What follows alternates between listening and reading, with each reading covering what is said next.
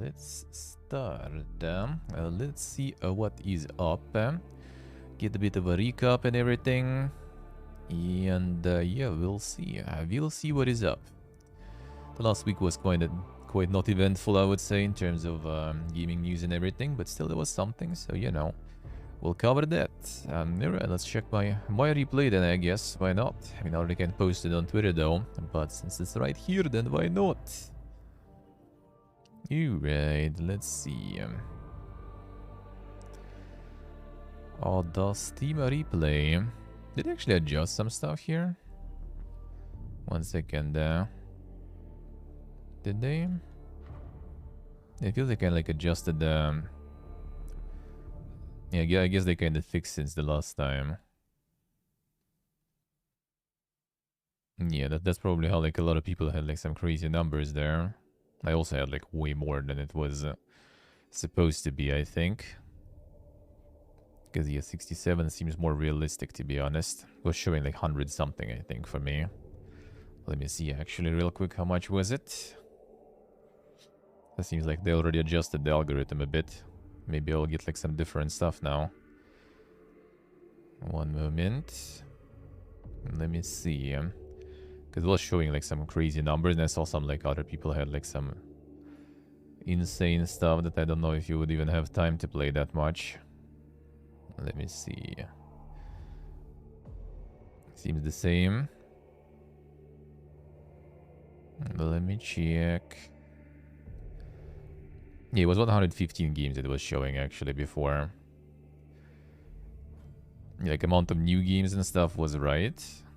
Also 59. But yeah, I'm not sure what exactly it also included there, to be honest. Yeah, it was 115. So I guess like people with some crazy numbers. Because I saw some people had like 200 or something almost. I was like, damn son. Have some rookie numbers there, the fuck. And yeah, it seems like I don't know what exactly was included then. Yeah, some calculations were wrong apparently then. Hazel made hello. Happy New Year, man. Yeah, this seems more... That seems more like it, really. Let's see. The longest streaks. Streaks kind of nowadays hard, though, because you have Game Pass, you have all the different platforms. You just kind of play something on another platform, and it's gone. And it's gone, How are you doing, Zalmano's life? A New World had 19% of the playtime.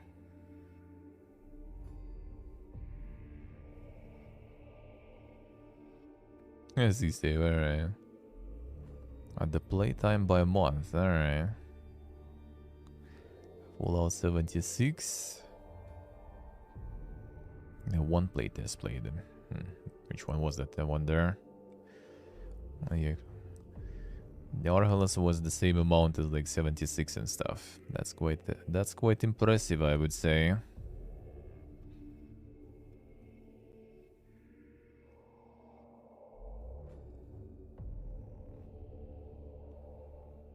Hey, Thok.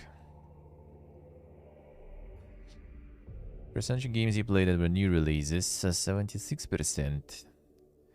Percentage of games you played that were released in the last 7 years, 8 or more years ago, 2%. Percentage of games average Steam player played that them. Well, I mean that's actually kind of interesting statistic though. Games the average player and Steam player played released in the last 7 years. So like mostly people actually play like quite old stuff. Like not a lot of people actually playing the new shit. Which I mean, kind of technically, maybe indirectly, is a clear, you know, sign that maybe something is fucking wrong with the modern, with the 2022 releases, you know. Maybe it can have something to do with the new price policies, you know. Maybe it might have something to do with the shit performance on launch. Maybe both. Probably both. If people still prefer like last 1 to 7 years, then that's like the older library, I guess. And this is probably more like stuff picked up on sales and everything, like 1 to 7 years.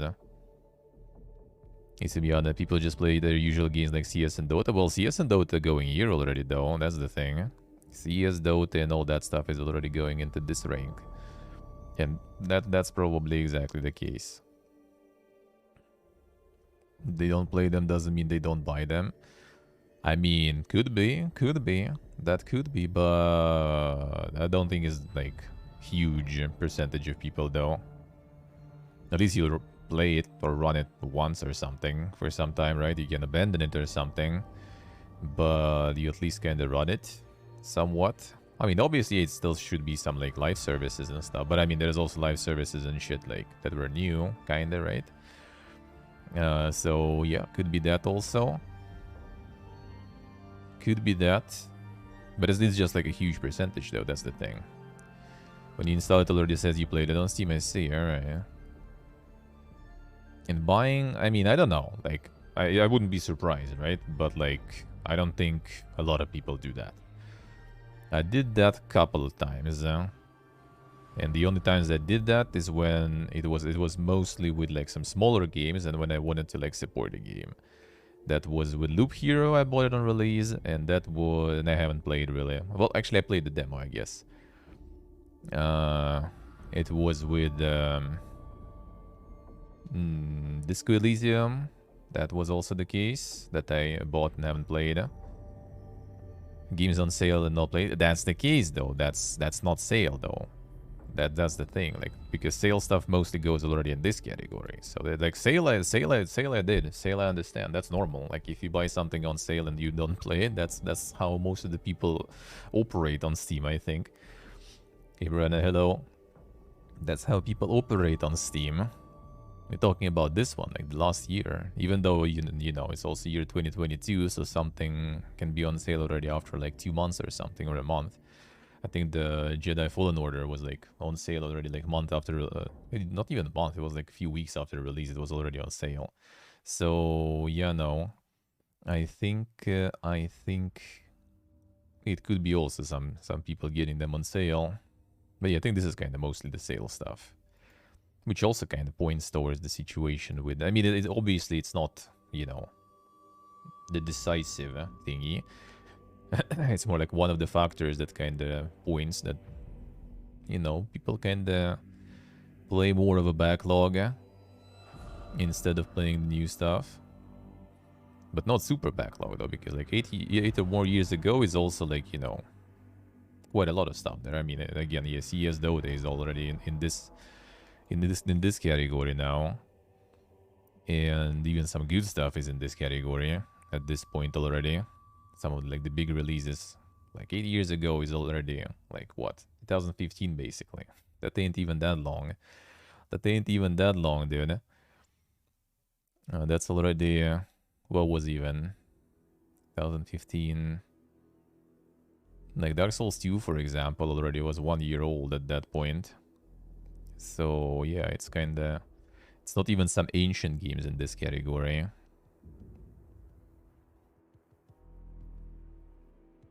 Yeah, what play? Dark Comedy somehow, alright. Medieval. The updates, yeah, yes, yeah. A roguelike deck builder. This one I thought would be bigger though. Economy and capitalism, damn son, full corporate mode. Oh shit, brother. Thank you. Thank you so much. And then to get you on the tree then. Because this is the Slavic tree, and this tree is gonna be up until at least 8th of January. After we're done with our Christmas. Thank you, Brandon. Thank you so much. Let's get you up there. Did I play with Dark Comedy? We'll see. Well, I mean, probably one was the Betrayal at Club Low, but that's like the only one I can think of.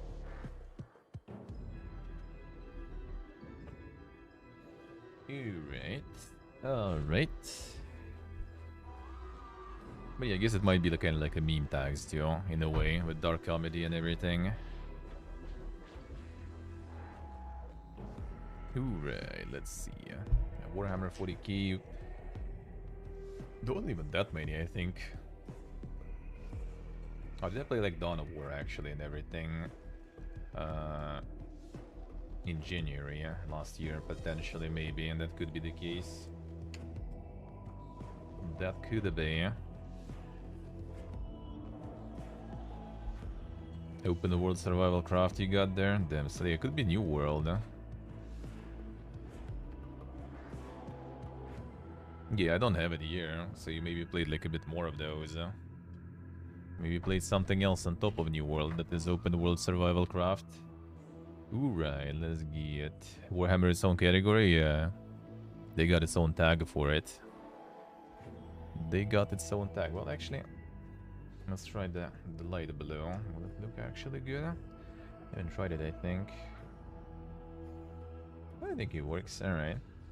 Let's go. I love you guys. Oh, she has wrist. Oh, welcome back to the dungeon. Thank you, sir. Thank you, man. Hello, hello. Appreciate it. Thank you for your prime. Terraria. Ah, I see. That could be it. Alright, let's get a bit on this one. Let's go. Let's order you on a dottery.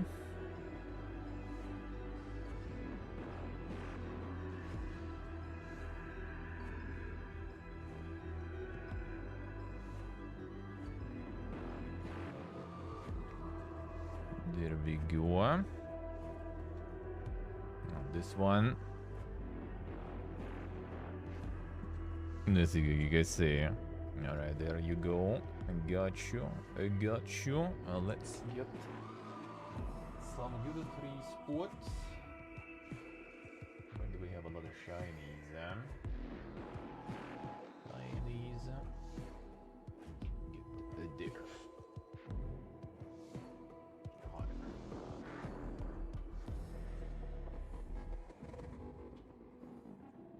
Gotta keep it all beautiful.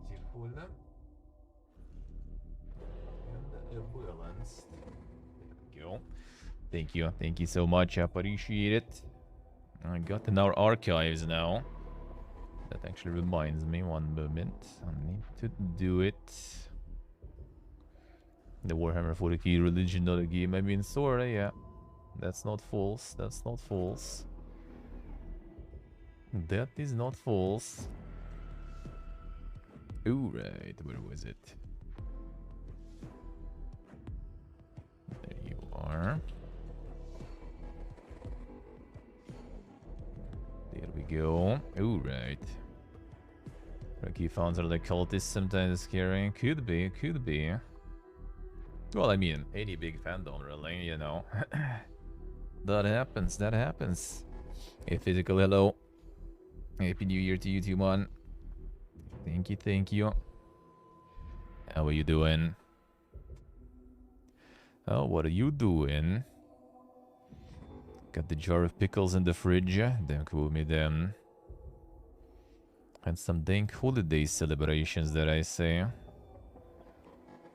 Now see how it is. Alright, what else do we have? New World, yeah. That was quite a bunch of that stuff. That was a lot of that stuff. I picked this game back up in October. True. 76. Still a little bit of that too.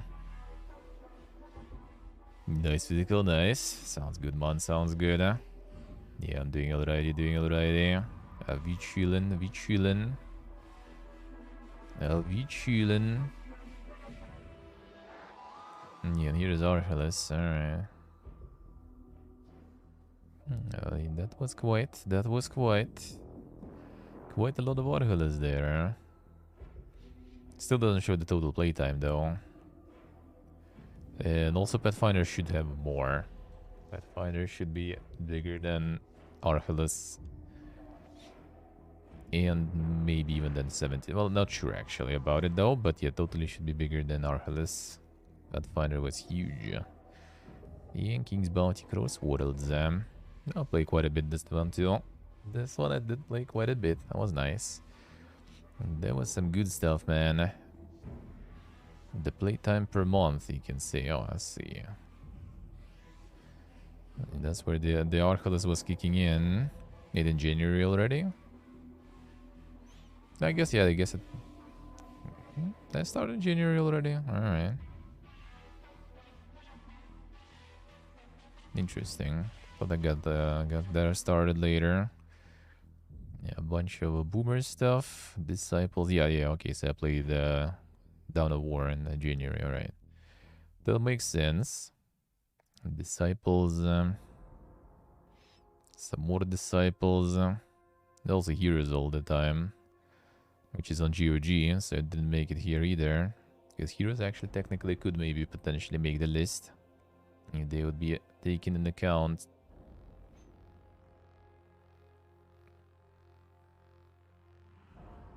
Yeah, Total War Warhammer already was kicking in there too. That was a lot of Orpheus in March. Yeah, I guess I was playing something on different store in the March, seems like, because yeah,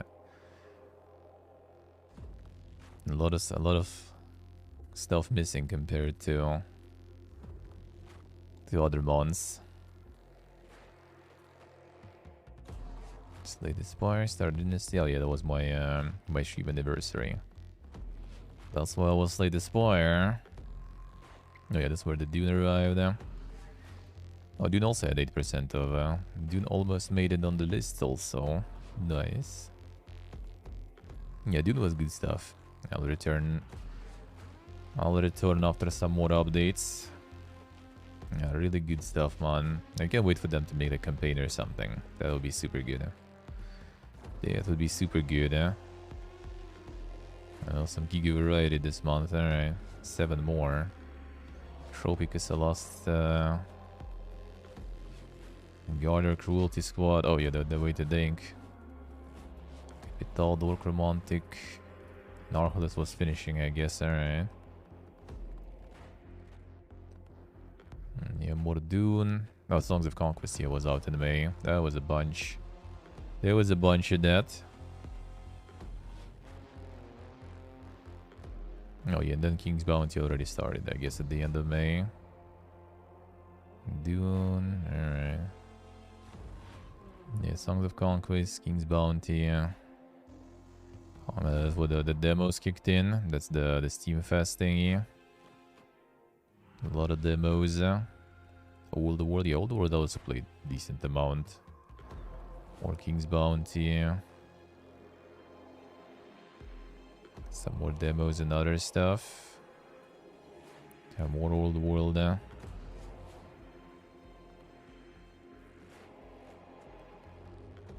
Oh yeah, Pathfinder already was starting, seems like. Alright. There it starts. And then it goes ham, alright. Fallout 76 also joins the Fiesta. October, some more Dune. Dune was nice stuff, man. Can't wait for them to add some more shit to do. Bridge Simulator, man, that's a good one. The other one I'm actually also waiting for, preferably for full release, probably to get all the memes in one go already in. That will be a playthrough I'm looking forward to. Even the early access like start was already pretty dank for a stream or two. But when they get to the full power with all the content, that should be some dank stuff. That's some quality memes there. Oh yeah, here's the new world kicking in. Indeed. And then December also still managed to get a bunch of it. Get Pathfinder.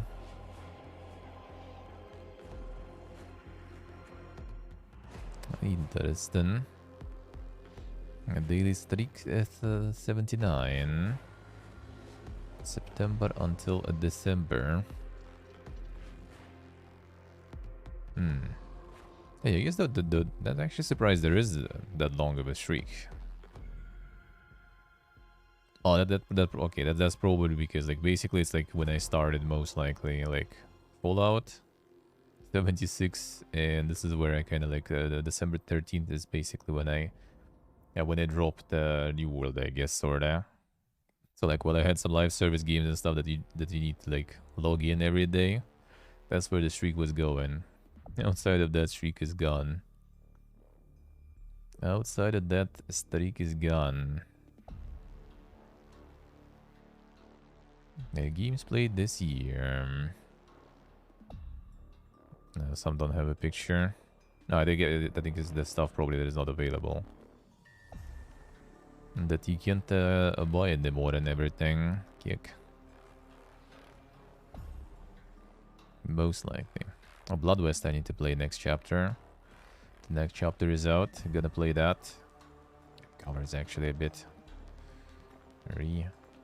Moment.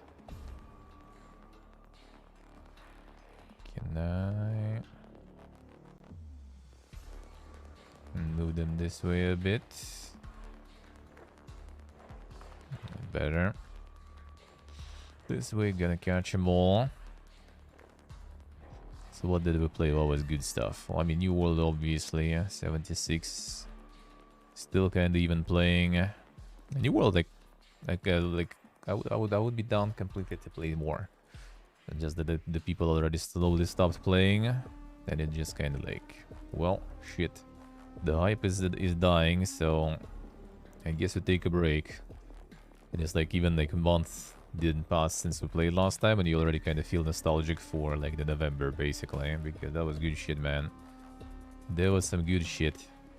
It was like one of the best MMO experiences probably with all those crowds and everything. Feels good, yeah. I review by month even maybe. Let's do this one.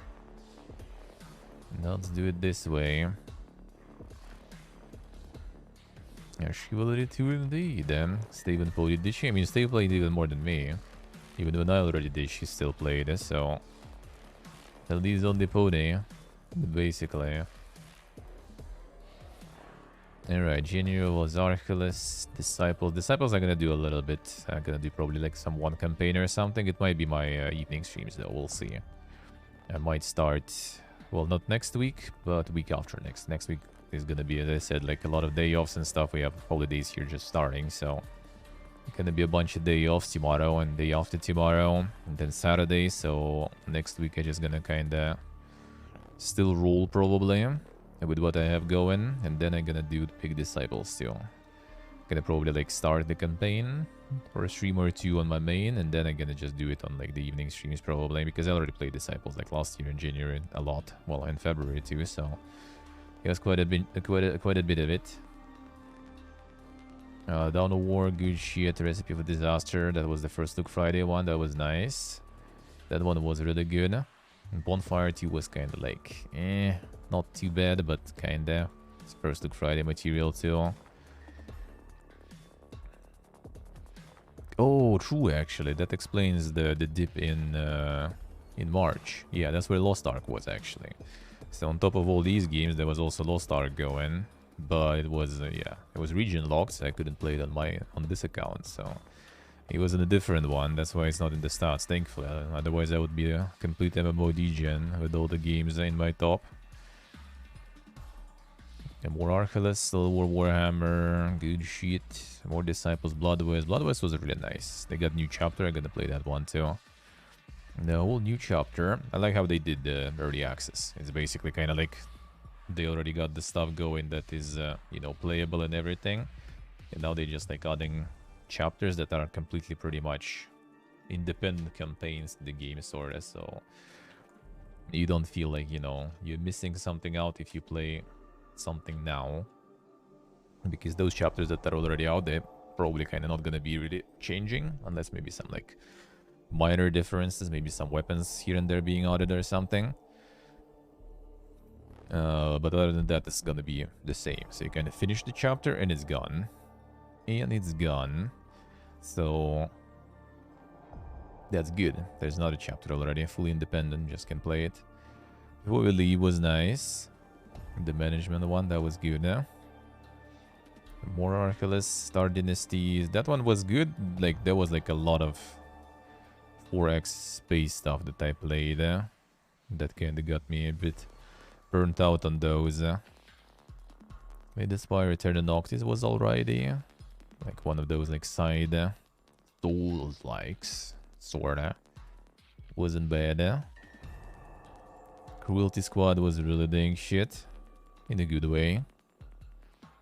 Lunacy was really good. This one I'm gonna return. This one I'm gonna return to. Lunacy was in general really good. It's early access. And yeah, like... The made by Akuma Kira, who made Lost in Vivo and other games, and the one that Ella uses the song from in the outro, and that's actually I think also written by Akuma Kira. He was in chat also. A real nice guy, and gave me some special dev cheats actually, so I could get the Moonlight Blade from Dark Souls into Lunacid, because he's a fan of From Software games, surprisingly. So he put the Moonlight Sword into Lunacid also. But I think it's only in dev mode though. You can get it any other way and just kinda... Maybe it will be like some sort of like Easter egg later or something. But yeah, for now it's only through the dev mode. It was really cool. It was really cool. But I did everything that was already there in early access. So I'm gonna probably wait until it like full release or something. Or like some very big updates. Tropico, I just kind of like finished all the missions I haven't finished before, so now I have all of them finished completely. Dune, more Blood West. Forgive Me Father was nice, that I did a full playthrough. That was good. Even though some boss fights were just like weighted ding, but art style was super good. And boss fights were like weighted ding, but they were nice. They were like with mechanics and everything, so that felt pretty good to play. More Archelaus, Abyss. Abyss was really good. That was very fun. On destroying stuff. The last day is nice. Capital was kinda okay management game, but like, I don't know. There's like plenty of stuff out there that is better, to be honest. The style is nice though, but yeah. Other than that, can find something better. Garter Knight's Tale, that was a good tactical one. Tactical turn-based. Dorfromantic is a really nice chill game. Songs of Conquest is like one of the game of the years probably. Like so far, like I would say like my biggest picks would be like Archelaus, obviously, like 100%. I would say Lunacid too, to be honest. It wasn't like that big though compared to some other games, but even in early access, like that was quite a lot of me playing it and replaying it. And yeah, it in general was a very enjoyable experience. Yeah, one is hello. A good Anno-like game, anything that is kind of new and worth it. Well, we'll see. 1 second. Maybe I can give you Anno-like. Man, there was something actually not long ago that I remember. It was very Anno-like, sorta.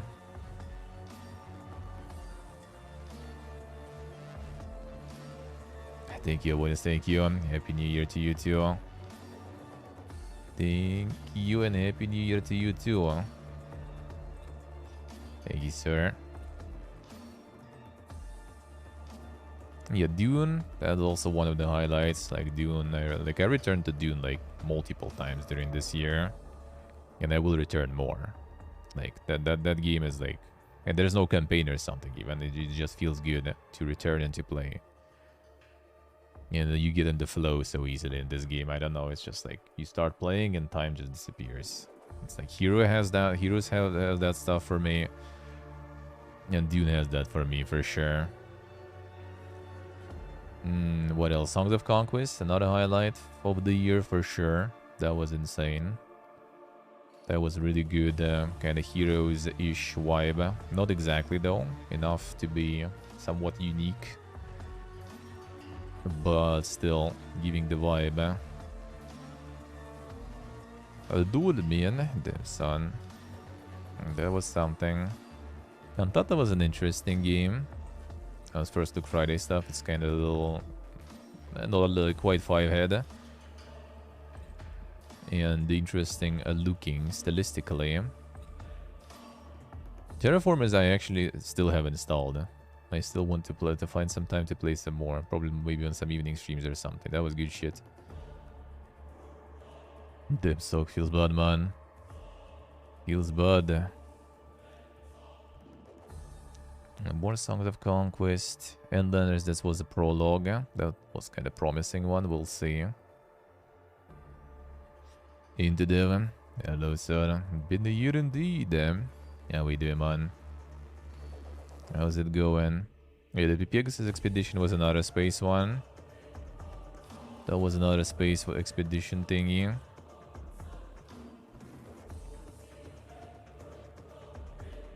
Yeah, Chivalry was really nice. Not sure like highlight of the year, but was really nice.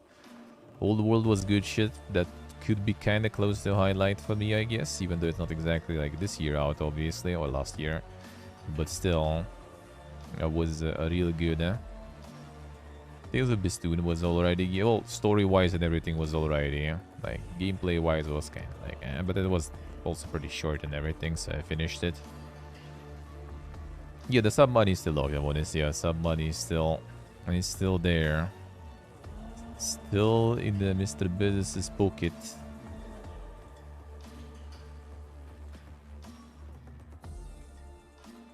Undergrave, that Undergrave has interesting mechanics. That was kind of nice one. That's the one with the sword. You can like throw the sword and stuff, like teleport to it. Kind of like this also like turn-based interesting thingy. Not sure what this is actually even. Who?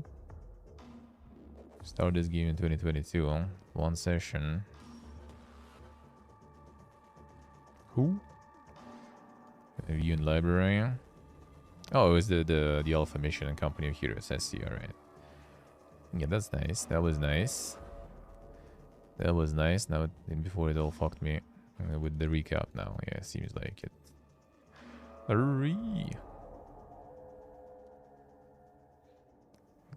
Good UI. Good UI, Gibbon. Yeah, so yeah, no sub money or any other, except for donos. That's the only thing that has workaround. That's the only workaround thing, yeah.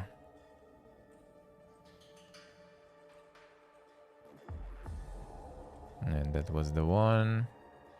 Yeah, Total War Warhammer, I would say, also was kind of like highlight worthy. Kingmaker, for sure. What else was nice stuff? Pixel Gangsters. That was the one I actually kind of flushed even. That was a little too dink. Not in the fun way, because there will be later games that were too dink, but they were kind of fun way dink. So I did those. 76 Songs of Conquest in August. I think, oh yeah, I think this is, I think I literally just like launched it once just to get the video for the resume, for the job application thingy. I remember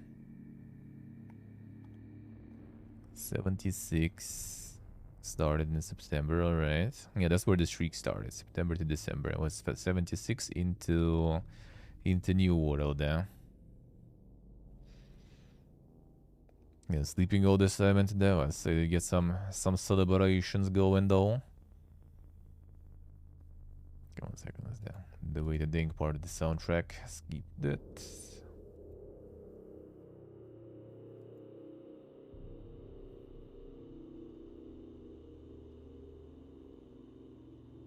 And this one plays them. There we go. What else was good stuff? I slept through New Year's. Oh, I see. Oh, that's the best way to meet the New Year. You know how you meet it. That's how you spend it. Sleeping is not the worst part. Let's be real. Backpack Hero was nice stuff. That was a fun game. Trailer Club though, that one was very, very good shit. I really enjoyed that one. Very original. Very original. Something I normally wouldn't play.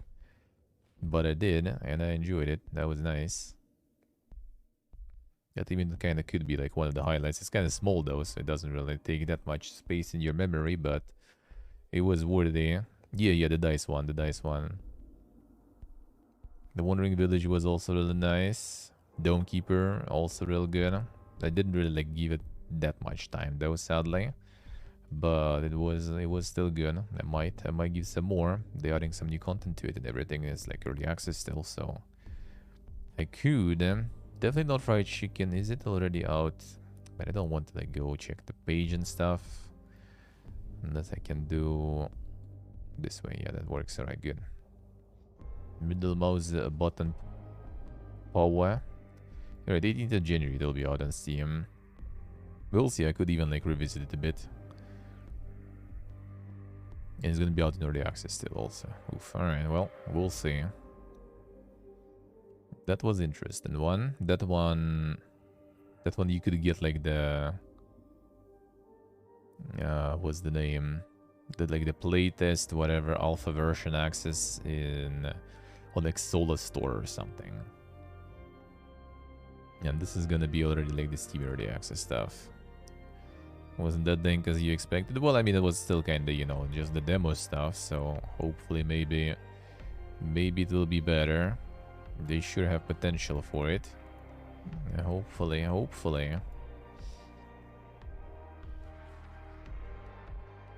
Yeah, hopefully. Maybe it's something to look, not forward to, but, you know, to follow, I guess, to see how it's gonna get and where it's gonna get. Okay, here comes the new world slowly already. The Valiant was really nice. Well, I mean, it was getting kind of repetitive. Even though I was playing on hard difficulty, so that might be contributing towards that. Against the Storm, super good shit. That also is probably a highlight. That's gonna be something I'm gonna be returning once in a while too, for sure. Pre-simulator was really good stuff. That one I'm gonna play more when it's out. Because it's kind of like, it's the dang game, like full of different like memes and jokes. And it's just better in my opinion to play when it's like fully done. So you get all the memes and jokes, because, you know, it's probably not something to replay much, right? Because, you know, same jokes and stuff, they're not getting funnier. And when you play it for the second time or more, so it's better probably at this point already. I got like kind of almost all the good stuff in the early access release version, so we're gonna wait until the full release is out, and then we're gonna play some more of that for sure. That was some meme shit. Shrews Blood and Teeth was nice, even though it was like what, 3.5 hours or something long. The VOD game, that one I think like still didn't pick up whatsoever. Yeah, for user reviews. Didn't really get anywhere, but I mean, it seems like it was mobile oriented in the first place, so maybe it did good there or something. Who knows? But yeah, it was kind of alrighty. It was some dang game, yeah, to kill 3.5 hours. That wasn't too bad. Educational and stuff too, but not something you would spend a lot of time in. For reviews, oof, yeah. That's the thing, like you just not hitting it, not getting noticed in time, and yeah, chances are high you're not gonna get noticed like ever. Yeah, there's like 13 reviews technically, but yeah, a bunch of them are like the reviews, like in my case, for example, people who got the copy. Yeah, but yeah, didn't get super far in success. The dong mini game, the penis wheels, those are performing good. Those were working well. Yeah, super bullet break, that was the Giga Weeb shit. Which, I mean, in terms of like the card stuff, that was not too bad. The Wild Frost was really interesting.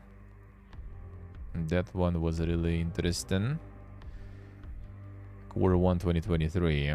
So I technically already kind of have it and gonna play it. Chucklefish hooked me up with the test and everything, and they were in general really nice. Stopping by in chat, and me missing them because I was switching from coffee to PC, but they stopped after again anyway, though. Then I didn't miss them. Elijah, hello.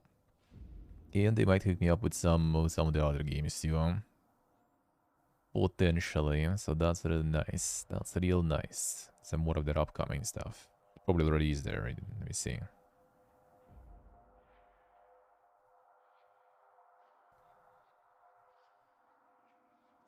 Upcoming. Yeah, Witchbrook. Witchbrook and everything. That might be interesting. This one might be interesting. Well, Locomotive is detective stuff, but you know, detective stuff is sometimes quite interesting too. I learned that, so... I could. Yeah, it's probably gonna be like another event with demos of this game available. That was really nice. Alright, November. Oh yeah, the dankness. November was full of dankness there. When I wasn't grinding New World then. There's Grey Block. There was the Temple of. That one was something. That one I think like no reviews or whatsoever, was it? Oh yeah, one. That was interesting. That was a patch actually, damn son. Time to revisit. Ooh, damn. Well, 10 hours, dude. What the fuck? That's some god there. Graphics beautiful. I mean, gameplay good. Yeah, audio. Ooh, bro, audio very good. Is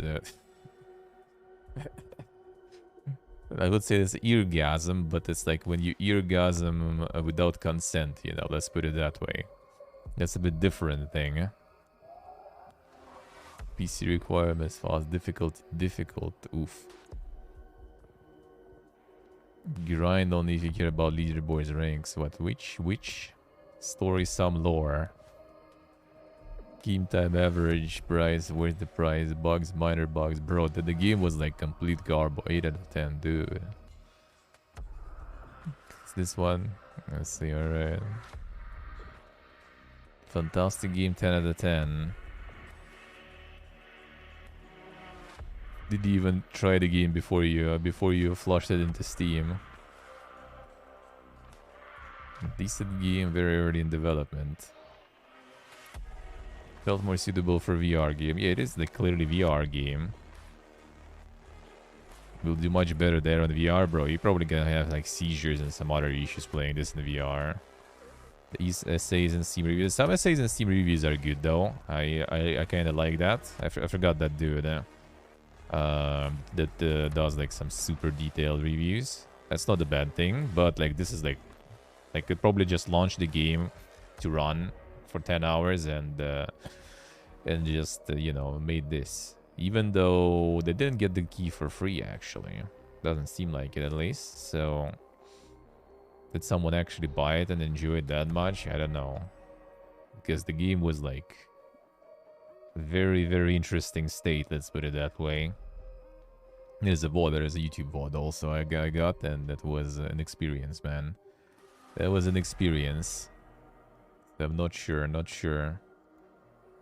There's bro, yeah, maybe like some like of friends or something and like bought it just so they can leave like the actual review, and that is actually the only actual review there, right? Because it said one review. That means everything else is just the keys. Yes, that's the only review that is not... well, actually, this one also doesn't say for free. So maybe sometimes it doesn't display. Maybe it doesn't display sometimes. So it could be... Then it could be a reviewer then, though. Oh, wait a second. That says, yeah. Product activated by a Steam key. Alright. This one was bought up. Purchased directly from Steam. Yes, so it's like... I'm not sure. That could be some friend. Yeah, one review only. And this review, yeah.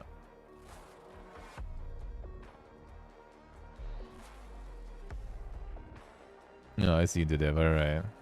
Fantastic game, 10 out of 10. Yeah, that one too. Because, yeah, this is like, bro. You totally didn't even play whatsoever. Yeah, this one also kinda didn't... That's kinda sad, but yeah, this one is there. This one even no user reviews. Kinda sad, but yeah. Oh, there's update actually. Alright, so the dude actually didn't give up. Insane. Let's see what's with updates. Subtitles added. All now non pre-rendered cutscenes now skippable. Good. Facial animations for some cutscenes. Soft shadowing. Engine update. Opening cinematic cutscenes provide additional story context. Mouse look default sensitivity. Configurable control options. AI collision avoidance. Alright.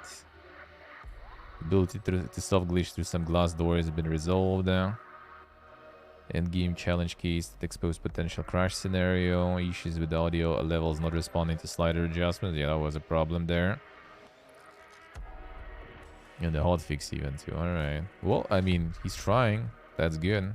But yeah, it was something. It was something.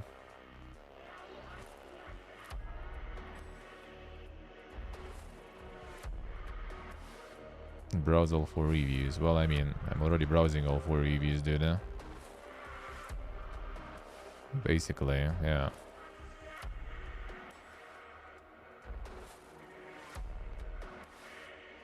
Yeah, see like these like 0.7 hours and stuff that didn't even finish stuff. Guess the game is pretty short. Might as well just finish it at this point.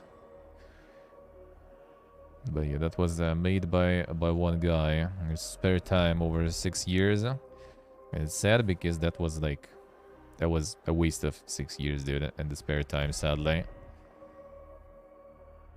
Sadly, but you know, that's a good experience though. Just needed to lower the scope. Actually, it's one of the cases when you try to make like a magnum opus or something, and you end up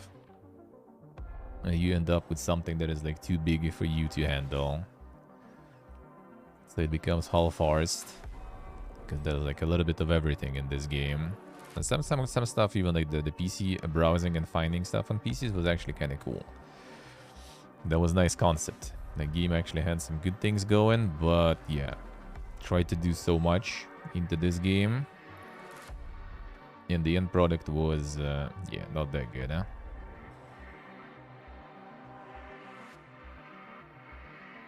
Was not that good.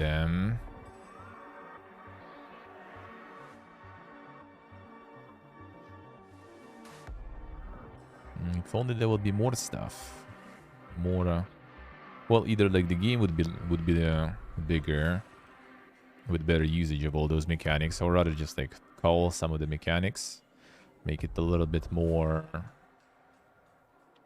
You can instead of going wide, you go deep. Basically, that would be better.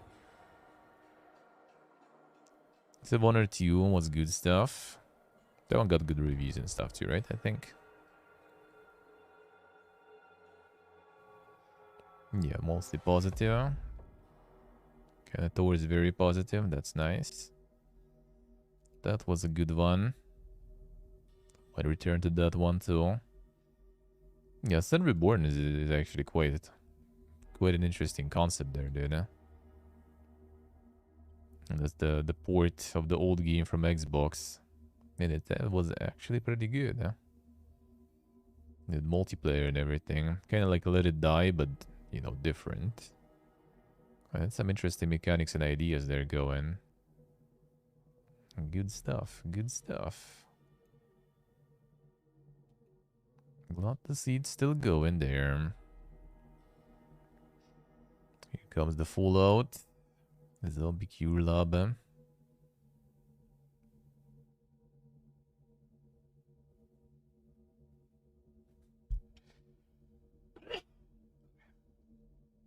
Sneeze. So yeah, basically, you know, some good stuff this year. There was some good stuff this year. Favorite games for the year. Well, I'm basically that's exactly what I'm kind of like was going through. So, well, I mean, New World, obviously, quite the grinder and everything for a reason. Thank you. Against the Storm for sure. Free Simulator, Dune. Absolutely. Yeah, I would say Dawnkeeper, Betrayal at Club Low,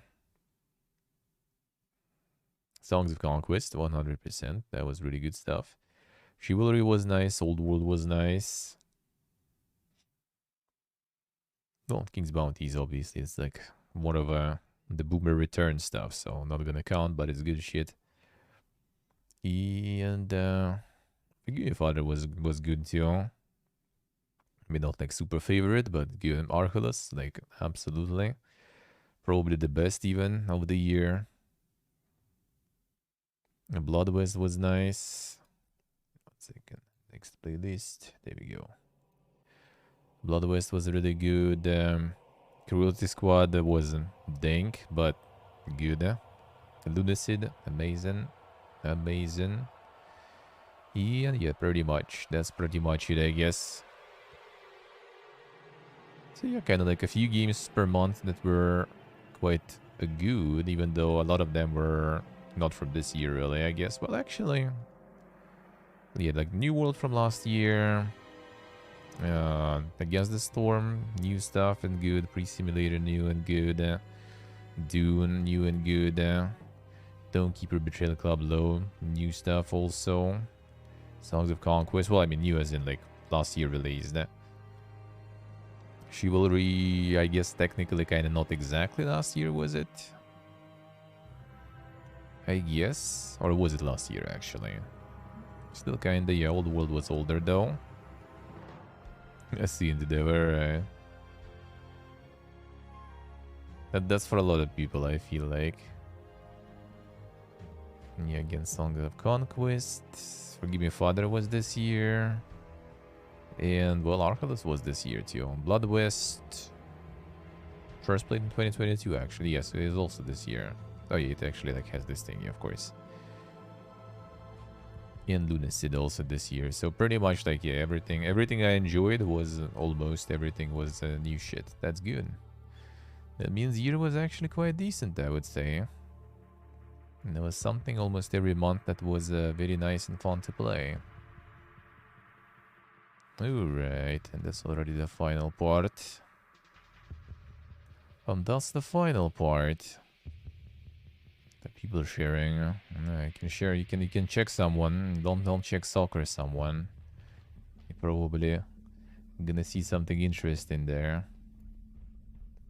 And not stream friendly and stuff, you know. Alright, let's get back to the store. Hey Sacred, hello. Happy New Year to you too, man. How are you doing? Alright, so let's see. Well, I mean, some of the sales we already kind of seen. So whatever. The in-game discounts, my favorite. Did already post the results of the, yeah. No, that's the, well, we check this too. The results of the Steam Awards. No, still voting, alright, I see. Not done yet. Alright, fine, let's see what was the best of 2022. Measured by gross revenue. Dota. Elden Ring. What's it even like farming in Dota? Still like skins and stuff, I guess? Yu-Gi-Oh! What the fuck?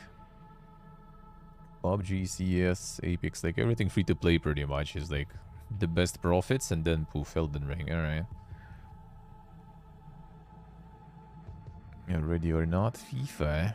Damn son. With the mixed reviews, On the 3rd, I see, alright. Warframe. Yeah, RimWorld. Damn son. Well, this one got the DLC and stuff too, right? So I guess. I see in the dev, alright. Oh yeah, the season pass. True. Yeah, that stuff every year is farming. Stellaris, Cult of the Lamb. I got 0% played, 1,000 hours watched. I see all there I say. I haven't played, haven't watched them. One day. I don't like the pricing, man. Don't like the pricing. Dark Tide, Stray. The Baron is Terraria is still pumping there. Sekiro.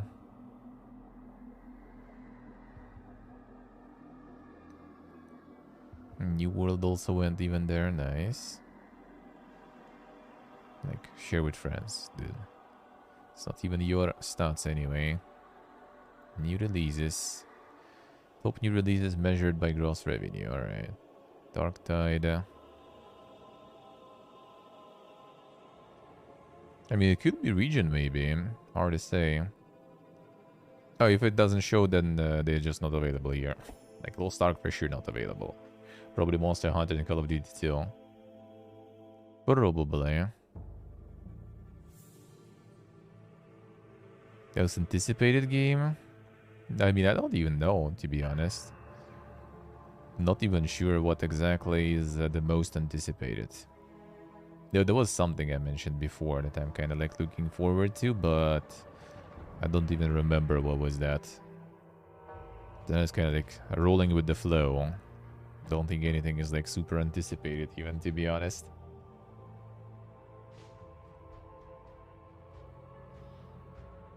No, I see, Steve. I see. Yeah, I mean, Call of Duty and stuff would outshadow there for sure. Replace, yeah, replace would be nice. Yeah, replace would be nice to see. Well, I mean, I don't think I like anticipated too much. Like, I need to see more of it. I need to see more of it to figure out what it's gonna be. But yeah, it looks interesting. It looks interesting. Dwarf Fortress got to gold. Nice. That's good. Silksong. I actually kind of don't care about Silksong, to be honest. Like, I know it's like a wild take there, but yeah, I kind of whatever. I'm not in a rush. Like, it's gonna be out, good. Until it's not out, I mean, it's fine. I'll live. I'll live. I'm okay with that. I'm alrighty with that. The most played stuff, the peak players, the Mark Survival Evolved, insane. Yeah, there should be like Lost Ark and everything here, but yeah, we don't have that available here, so that's why it's not on the list. Hear about it when it gets released. Yeah, like I don't really anticipate things that much nowadays, I feel, most of the time. Goose Goose Duck, that is actually the free Amogus shit. And that stuff actually had like 400,000 peak players. I think news were like yesterday or something. Yeah. They got like 400,000 players on. So yeah, they just made basically free Amogus and poof, they farm in. They farm in.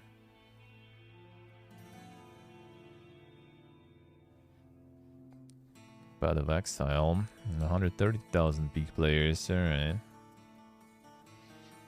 Yeah, New World also pumped this year a lot. Dreadhunger that many peak players, interesting. Interesting. The free Vermintide.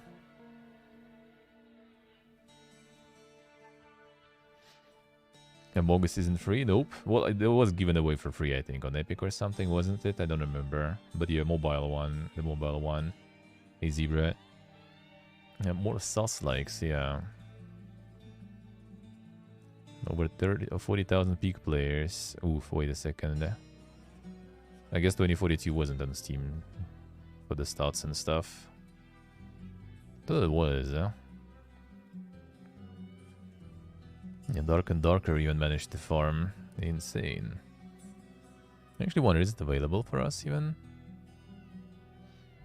Kinda hard to say from here, but probably. Oh yeah, Deck was playing, I think, so yeah, should be fine. Should be fine. Maybe some of their playtests will land on the times when I actually kind of have time and everything. Dink memes alone. Yeah, it was epic, I think. Graduates from early access. Vampire Survivors Teardown. Measured by gross revenue.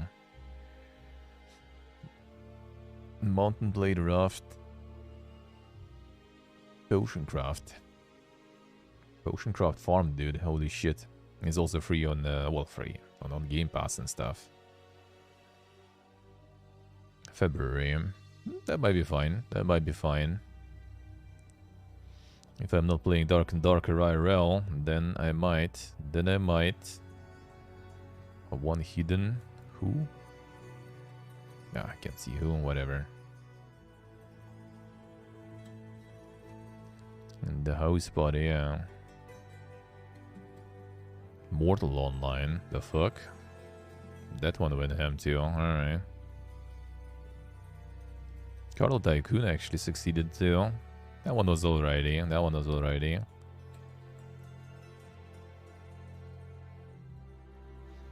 Despot's game, like, it's in silver here. That one was interesting case for me because they actually managed to do so well, sorta, that they even got, like, basically, it was a Russian studio, I think. They just got, like, acquired and completely moved from here. Like, the whole studio. Was it the Tiny Build? Yeah. It's like Config Games, all of them just got, like, bought out and just evacuated from here, basically. Wait, the full release yet? Yeah, I haven't, actually. I should. Postal also kind of got well. Postal is like the shittiest game of the year, with like Metacritic and other stuff. It's like mostly positive here. I think people like on release didn't understand exactly what they are playing. The recent mix is some shit patch or something. Even if the release is not stable and controls are crap. Alright. Still too many bugs and crashes, I see. Bad performance, no modding.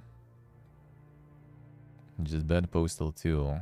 Well, I mean, that's the thing. You play Postal, any Postal, not, you know, just for the gameplay. You play for the memes, dude. Like, surely Postal 2 might be better, but we already played Postal 2. Should play this one at some point. Yeah, it is, Dave, it is. It's still early access and stuff, right? Oh, yeah, it's actually full release now, alright. They're still pumping updates at least, though. No, seems like 27th. New weapons. The Penetrator, damn son. Oh, that's quite the weapon there. I have even gives a like. Oh, no, they unlocked, alright. New power up. True dude models.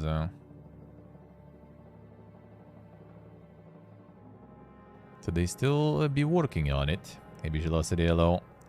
They still be working on it. That's good, Demo for them, hello. Yeah, gonna probably wait some more. But the brain damage I would love to play, actually. That one apparently is really good. That's from the Blood West creators. This is apparently pretty good boomer shooter. I'll need to get that at some point.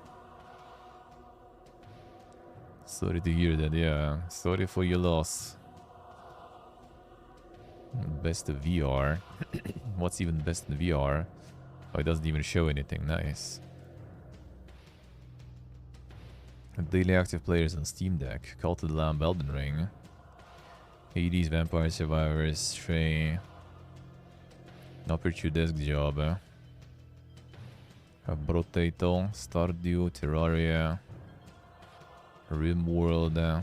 You can see a bit of a Apex, damn son, on Steam Deck. Hollow Knight, Sekiro. Not too bad. No, the Velocity, the pain. Top sellers. Okay, just notes here, alright. Interesting.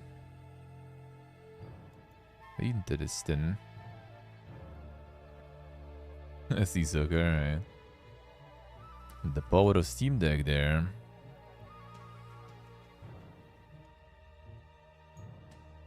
No, top sellers. What's top selling now? Yeah, the same culprits. Forest is top selling though. That's the okay. Popular new releases. The garage jumping simulator. That should actually like solid in terms of reviews and stuff. Yeah, High on Life. High on Life is good shit, man. I really like my playthrough. That was good. That was nice. Humor might be not always like, you know, the very best, but it's also not really bad. What is this? Oh, it's the co-op stuff right here. Co-op puzzle. Oh, see. That was good. Velocity was good. I had one of my friends over. A little bit of food, the beer. That was kind of just like the warm-up. Tomorrow my day off. I'm gonna have a bunch of people around and everything. That's gonna be the main thing, eh? Even though for like the warm-up I already like downed a bit too much of a beer. But it was nice though, it was nice. How was yours? Did you get some action or just decided to play some video games, eh? Housebreaker.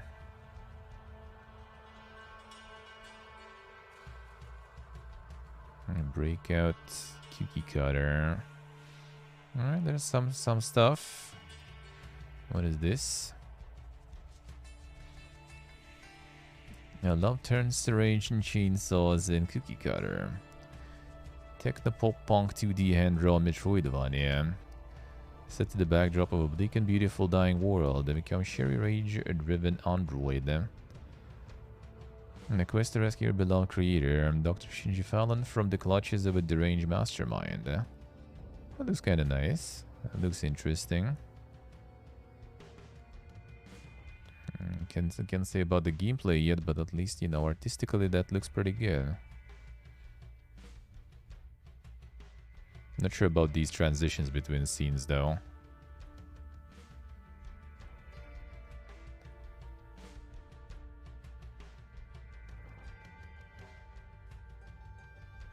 Them with some upskirts and stuff there.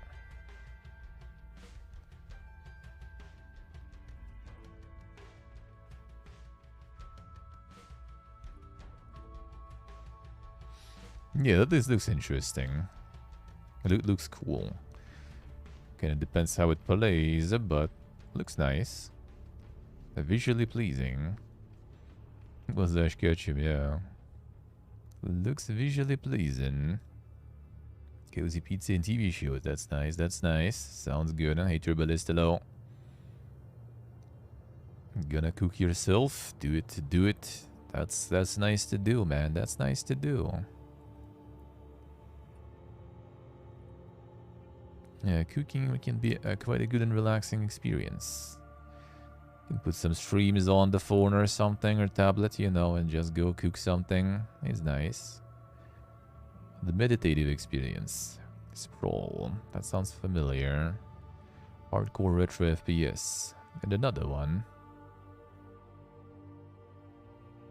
It doesn't look like super crazy retro in terms of like the pixel stuff, but I actually like the looks.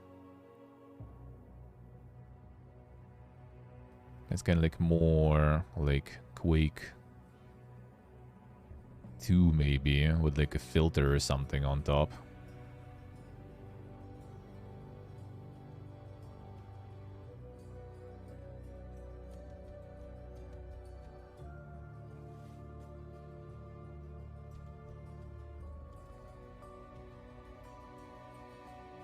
I'd say you'd like to shoot the weak spots, seems like, alright. Ghost Runner FPS, yeah, I guess in a way. Okay, so it's like everything has some sort of like, requires some sort of gimmick or something to kill, I guess. The weak spot stuff.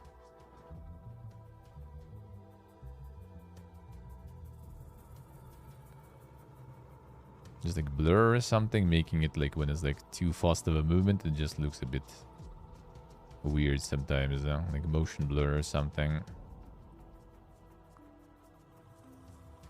Could be better without it. It's also from Rogue Games. Looks like these guys are like pumping out a bunch of stuff. That one also was from them, I think. Housebreaker. Break-in action simulator. No trailer though. Like Thief Simulator.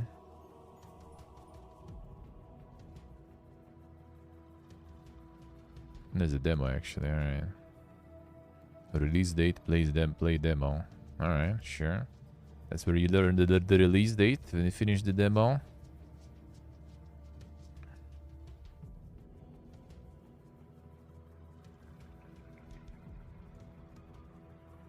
Scott Pilgrim versus the World, Damn son, a complete edition. Like on Epic or something? Why is it all of a sudden here and now? I guess it was Epic probably. Because I remember it was kind of out already. The Nuva. Ooh, hello. And goodbye. The Tofu stuff. Hero Vice Fairy. Now the Bullet Hell, another one. Let's see. Plays Chorno, one and only. Yeah, the Bullet Hells is... that's just rip. That's just rip for me always. Too much of a boomer for that. Especially if it's focused in Bullet Hell. If it's just part of the mechanics, then sometimes I can handle it. But it's a full-blown Bullet Hell, bro. That's suffering. That's pain. Steam take ages to open this new rig. You could check maybe. I think there's like some like kind of mods or whatever, skins and stuff. That could be like more fast loading and fast running. But yeah, could be something with what's the name? Like the hardware acceleration or some shit. Technically browser after all.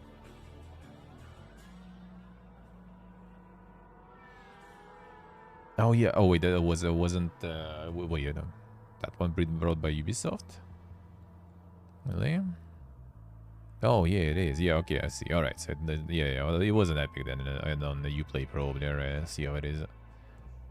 That's why the Nuva too. All right. Kick. Narrative adventure, interactive cinematic experience, IFMV. All right, that's not my jam. Fears the Fathom.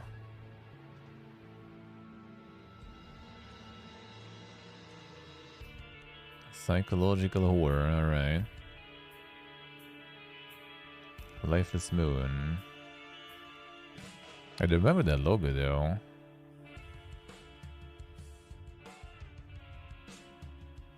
Like, I break, like, it's like something that was already out or something. The astronauts found themselves in a familiar town back on Earth. This undiscovered town is the beginning of a strange and mysterious journey. Oh, there was like something with this astronaut, like some like similar logo I saw before.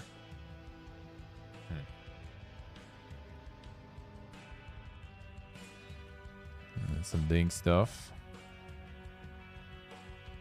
No, because Lifeless Planet. All right, yeah, that probably makes sense then.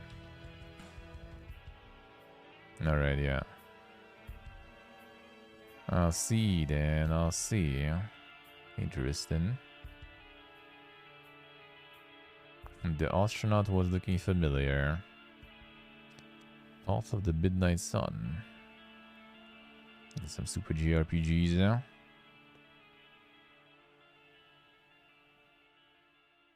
Let's see. The epic JRPG. Adventure of betrayal, romance, and self-acceptance. Another one.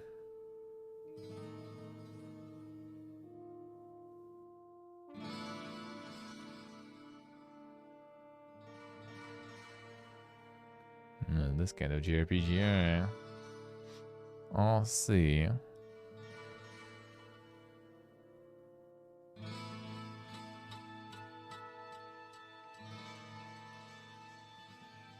No, these animations are kinda non-canny valley a little bit though.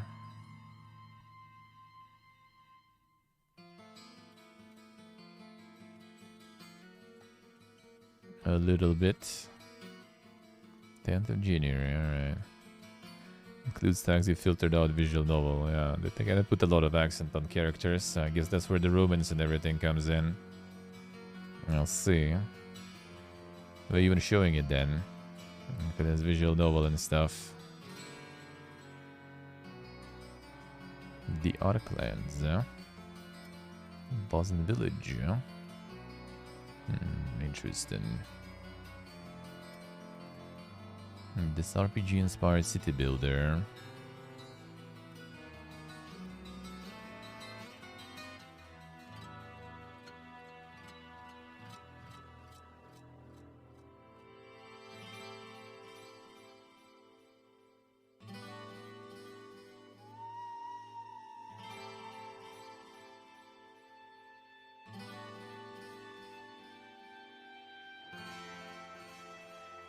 It's kind of nice. It's kind of like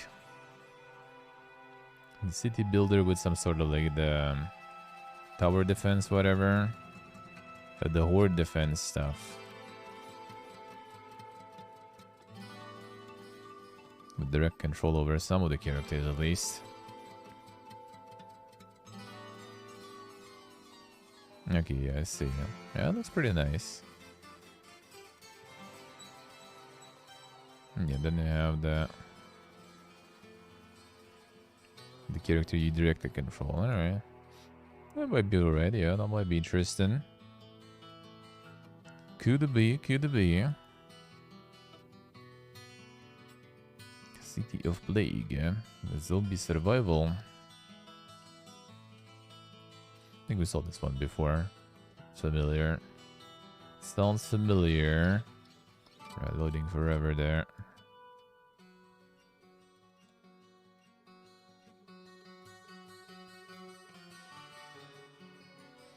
Open world zombie survival game. Location of the game is set in the city. Damn, son. Forced to stay in the city because you can't catch up with the evacuation team. You defend the camp with other survivors who stay in the city that survive.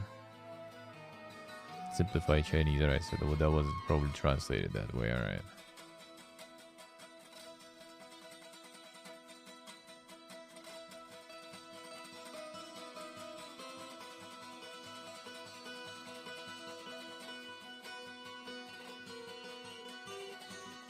Flamethrowers and shit. The zombie crowd mechanics. Let's see the best. Yeah, I haven't played it still. Miyazaki cocked us with the price all of a sudden. So now now it's gonna take some time until I can, you know, achieve a peace with myself and convince myself that I gotta buy it. Because basically right now on sale it still costs like more than it was being sold initially on release, and then they up the price all of a sudden. And after that, just kind of even hard to make it, you know, hard to tell yourself that you want to play it, you want to buy it when you know that, you know, the price was different before. Hey Toast, hello. The Black Friday simulator, yeah. Should have some occultism and stuff going too. Yeah, it looks pretty dank actually.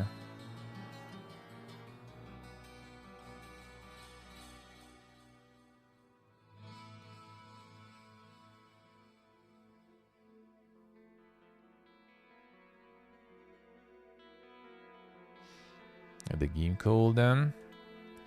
The City of Plague. Still no kind of date or anything. I mean, can monitor that one. It might be something interesting. No, this one doesn't have any translation, seems like. Yeah, that's the Cultivation RPG, I remember that. Gross. What is the gross?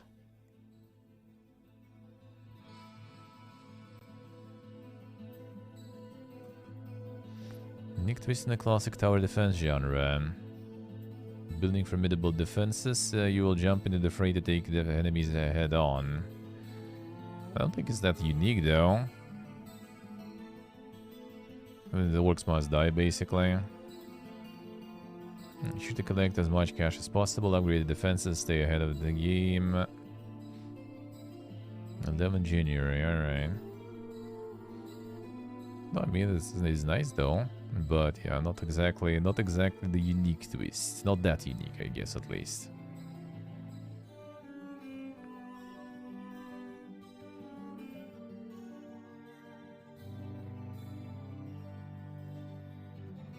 And then you just go ham. Alright, I see how it is. 11th of January. Yeah, it might be alrighty. Has a demo too, actually. That's good. Demos are always good,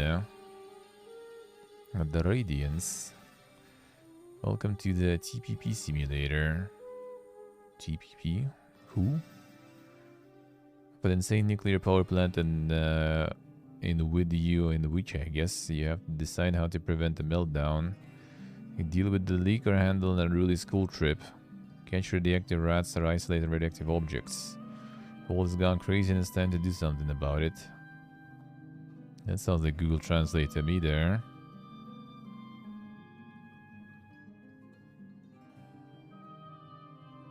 Yes, with barn finders and everything. Yeah, that should be playway then. The whiskey bottler. Yeah, this is the what's the name? The simulator game farmers seems like. But this one is like, yeah, this is interesting. Oh yeah, it is playway even here. Like it doesn't show in the publishers and stuff, but there it is. There it is, dude. That at this point I don't even know. Before I thought it was kind of, maybe I guess it is you know, the quality, the seal of approval that, you know, it's a good simulation. But I think they just kind of like put full conveyor mode on and just like doing more of just the same. And not even like good same. Or like not the good source material for the same. So yeah, not sure. Thermonuclear power plant, I guess. But it's TPP simulator of an insane nuclear power plant. So why they already like third-person perspective maybe, I guess. But it's first person though, I think. At least sometimes, no? Not sure. Not sure. Hey, glorious hello. Yes, indeed. Welcome to 2023. At least this has some meme potential, I guess, maybe. Like, so some of the meme simulators from them, not bad. When they try to do, like, some, you know, like, kind of more, like, serious simulator stuff, that is, nah, not really. Like, I'm still waiting for the border control, whatever, was it Cargo Police or something simulator. That demo was kind of fun, at least. There was some funny shit going on. This one also seems like it might be the meme material. Meme material is good, huh? Other than that, they just like stamping those simulators on the conveyor belt already like crazy. But never was chapter 2. The cell having been magically whisked away into a strange place. Where did the magical clock take her? More than her eccentric grandfather hide from her. Never Was Chapter 2 is the anticipated sequel to the short free adventure game What Never Was. It's kind of interesting that the description just goes for like the people who know about the first chapter. Like I have no idea who the fuck Sarah is, and like I don't know what not more her eccentric grandfather hid from her before, so that doesn't really look super appealing. Hey, portable, hello. How we doing, man? Something special last night? A bit of food, a bit of beer. Nothing crazy special. Oh, was good though, was good. Huh? Yeah, What Never Was. Oh, this one actually. Well, okay, fine. I guess they have enough people who played the first chapter to actually appreciate the description aimed directly at them. All right, that seems pretty good then. All right, interesting. I think it should be probably better still to do it so a completely random person could appreciate and understand the description, but I guess. Seems like this one went pretty well, and it's free to play also. Huh.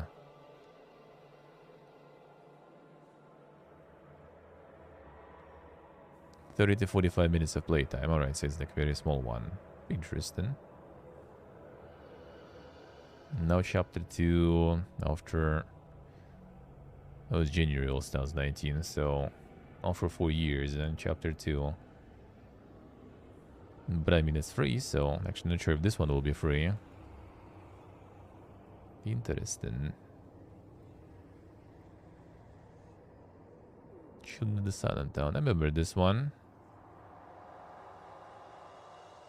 Somehow I remember this one. The Dark Adventure game. Was it down to another store or something? Because I recognize that somehow.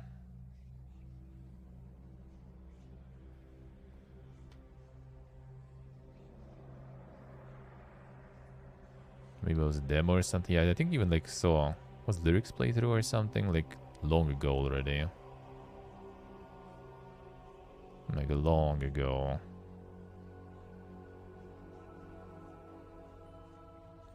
Oh, there was a prologue, maybe that's why. Oh yeah, that could be maybe.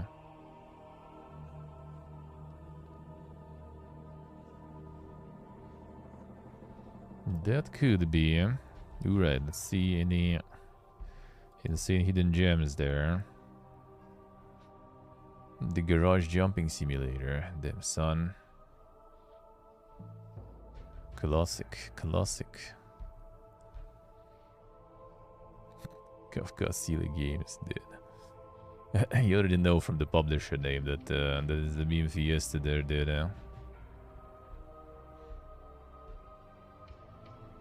Yeah, Soviet Punk 1991. I've been there, done that though. That's true. Yeah, quite the simulation there.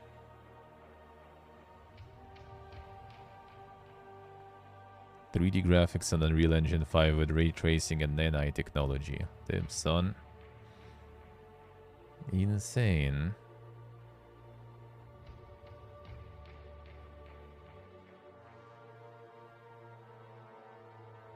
Can take a leak behind the garage, I say. Can do it for free IRL. It's a little more complicated nowadays already when you're older and with modern shit, I would say. But you get, I guess you can.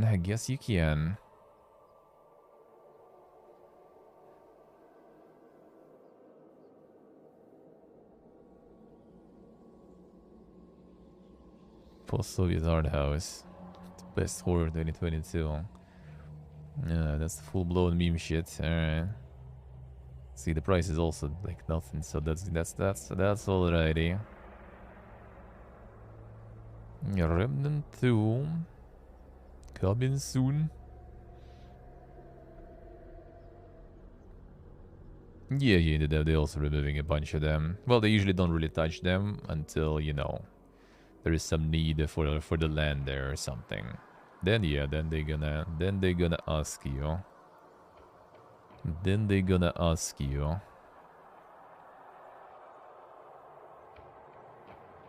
Sun 3 portable in January. I think that's also on Game Pass and stuff.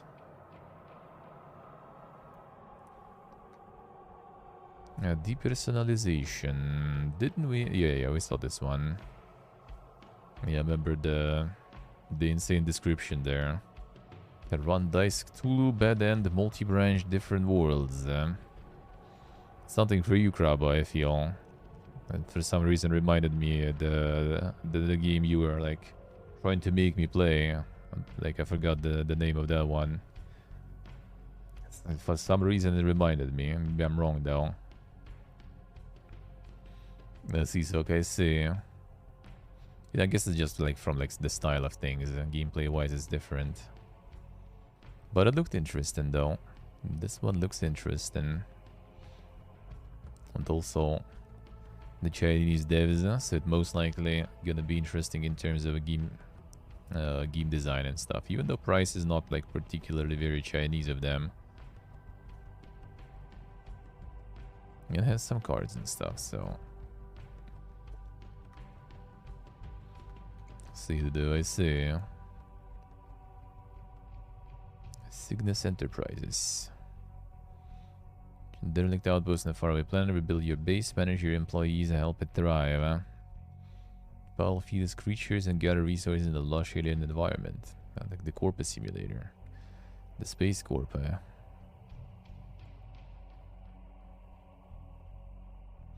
Oh yeah, I think we saw this one before.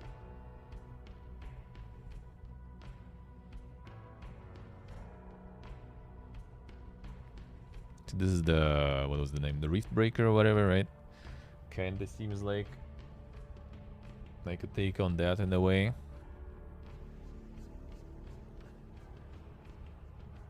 Just instead of the mecha, you just kind of run like this. I mean, not too bad, but yeah. Case of the Golden Idol. That's a really good recommendation, not gonna lie. And I'm probably gonna play it. Because the demo was super good, but yeah, like buying stuff right now is a bit of a CBT. So I'll see when there will be. I have a feeling it might end up like on Game Pass or something at some point. So might as well, because that at least, you know, is easier for me to use to play stuff than trying to put money on Steam nowadays. Warsim, Realm of Aslona. From 2017, damn son. A rich text-based kingdom management game. Complete with charming ACI graphics. 10 millions, the millions of different procedurally generated races, events, and areas. A huge emphasis on player choice. Let us look fool you, there is a depth in every direction. Interesting. So the text-based stuff. Gift cards don't work 100%. I think Dorksel tried or something. It didn't work. I'm not sure. Could be with some, or with some countries and some other stuff. Can be issue there. Not sure. You can top up like through Kazakhstan and everything, but you waste a lot of money on that. So it's like literally better just to, you know, to make the Kazakhstan account and just do that. I'm just gonna, you know, go there real quick. When the need arises. I mean, might go there not even real quick. Might go there for a while. We'll see. Dark Notes. As you know, like I say. Kept to explore the streets of a foggy city, exterminate monsters within, see these opponents, dynamic battles, and challenging puzzles are waiting for you. The way you approach this challenge is up to you. A horror. The early access and everything. Vanilla doesn't own it or doesn't have a wishlist. Damn son.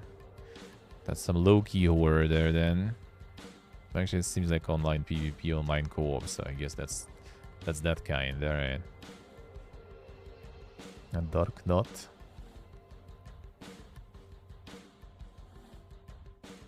It was out in November even. Sephiroth Shards. Hilarious deck building RPG, imbued with the spirit of classical fantasy. Unique deck, solve mysteries, Sephiroth prepare for you, blah blah blah. Actually, just take the strongest cards and go beat the hell out of your enemies. Mixed reviews, Oof. What is wrong with that? Much found. Oh, there was some multiplayer shit or something. Oh, there is online PvP in-app purchases. Oh, okay, I see what it makes then. I'll see how it is. Here we go. Played so far in this case 3 hours. Why I can't kill any more enemies? It's not a cash shop. Wow, only for a price of AAA game you can buy one hero card and lots of items for a mere $99. So it's free to play. I can't progress without paying, so it's not free. Damn son.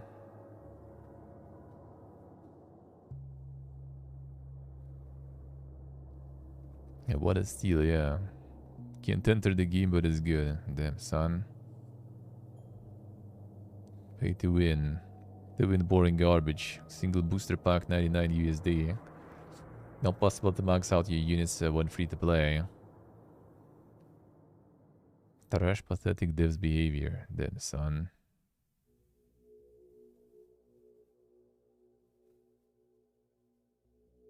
So good, eh? Smiley face. Is it really?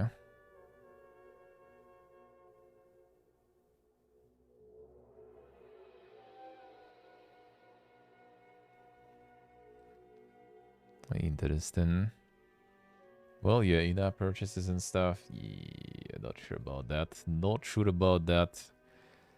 Considering amount of like a good deck builders and everything for free and that you can buy.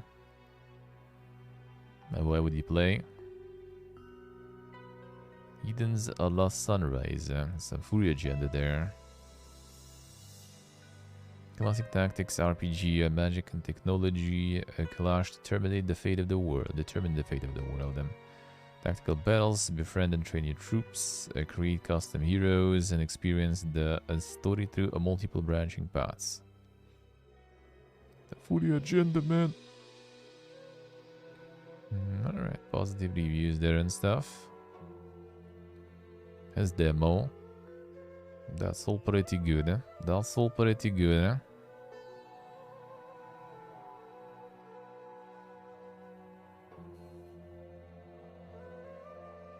Scratches the Final Fantasy Tactics itch.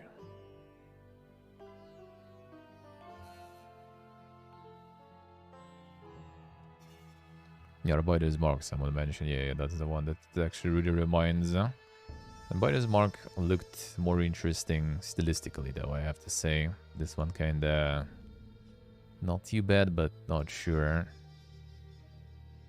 A Bloodbane, card history. Fairy tale ballad about Prince who made a deal with a demon to save his kingdom.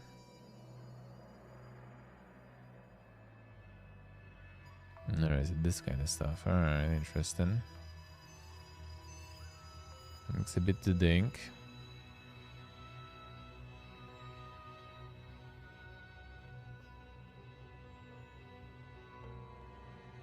A bully, in one case. Why would you do that?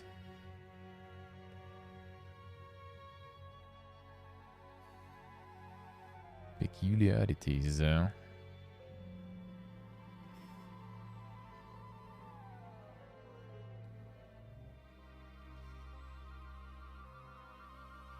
Interesting story.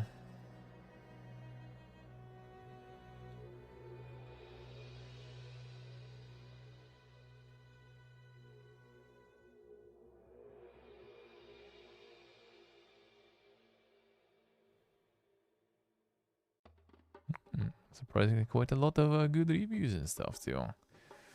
It has a bit of a special stuff going to it though. This is like the 2D stuff. When the cards are clearly not exactly drawn there. There's also the same models and everything. Super lesbian animal RPG. Damn son. RPG Maker. RPG Maker's tag even.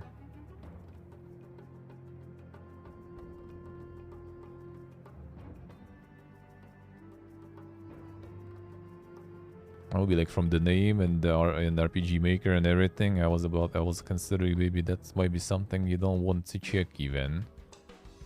But seems like this one is not the porn type. You'd expect something like that there. You would expect something like that there. And yeah, this one actually is a decent.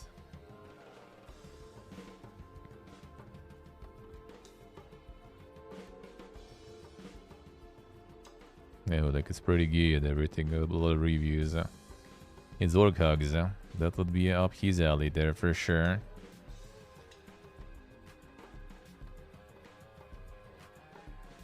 That would be up his alley. Oh, the price is nice too. Yeah, here you go. RPG Maker. You can still make it even with RPG Maker and stuff. You just need to make like a little bit less recognizable assets though, because the standard RPG Maker stuff is instantly, you know, being detected by everyone who played some of them porn games and other stuff. Which is plenty of them there. And then you see the standard assets and people just either assume it's some more porn stuff or it's just some random dude making their Garbo RPG there.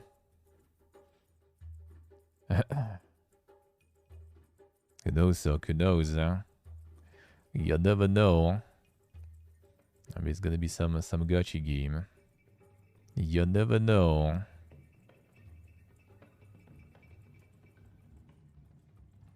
Dang stuff. So you can do even with RPG Maker. And not bad, not bad. Speaking of RPG Maker, Amori, 1 second. Amori got, was it mil? Yeah, Amori sold 1 million copies. So yeah, you can do quite well with RPG Maker. With the Mori, I wouldn't even tell that it's RPG Maker, to be honest. To be quite honest with you, but it was actually. Alright, let's check out the stores and get to the news, which is not a lot at all. So we could spend that time browsing stuff a little longer today because yeah, the times are pretty clam now. Not much to see there. Not much to see there. The coupon expires soon. Feels bad. I don't know what I want, what I need. I don't know. Get this honor that we can't even claim here, which, I mean, I already have anyway, so it's whatever. Couple space program and shadow taxi sounds good, though. That sounds good. Alright, let's see news. What do you have there?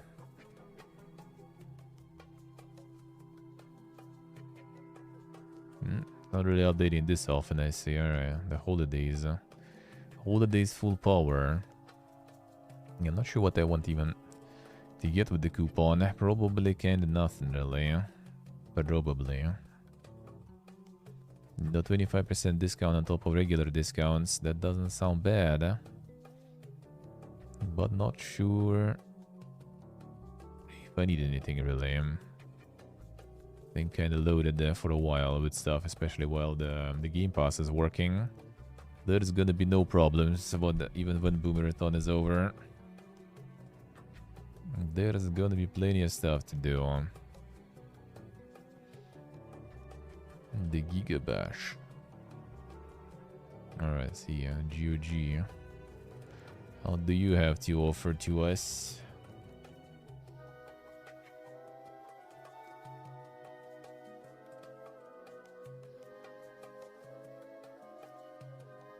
Now, what's on GOG? A daymare for free. I don't know if we can.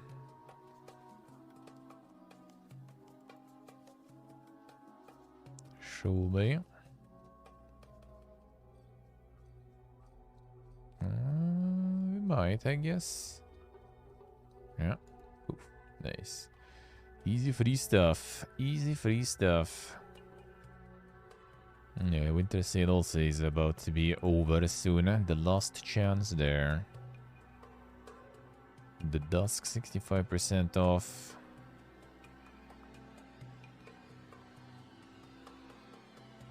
Yeah, Rimworld with 20% discount. Insane. Then we get some crazy discounts. They know their audience. Heroes in top, indeed, best-selling, bruh. Ubisoft, do fucking something decent with franchise finally.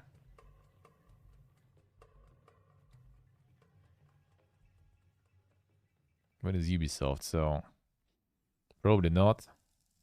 The last thing they tried to do was, I think, Auto Battler in like Might and Magic universe. So, yep, that's Ubisoft, man. That's Ubisoft. I doubt that's gonna happen. At least they could outsource it to someone. Get some of the appreciators. Appreciators of the genre from Eastern Europe. Pretty sure there are gonna be plenty. Pretty sure there'll be plenty and willing. Ubisoft, no, yeah. Hey, different, hello. Happy New Year to you too. Thank you, sir. Thank you. How are you doing? That's good, then. That's an upcoming SpongeBob Pathfinder. Some weeb stuff of dubious origins. That is, you never know if you want to open or not.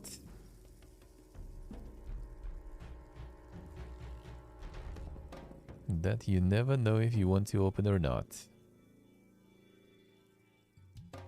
Nice, different, nice. Sounds good, huh? The responsible drinking. Drink some responsibility. That's good, man. That's good, huh? That was up like what? Like 8 something, 8:30 at my time, I think. That was good. Already was up, and also, you know, hangover or anything. Very, very solid, good, That's nice that I told myself not to finish the champagne bottle that we opened, basically, just to get like a glass each with my friend, and then, you know, well, you don't want that to go to waste. But then I was like, alright, nah, not this. Not this, not today. Good news so far. Didn't get to the news yet. Didn't get to the news yet. But we will now. We will now.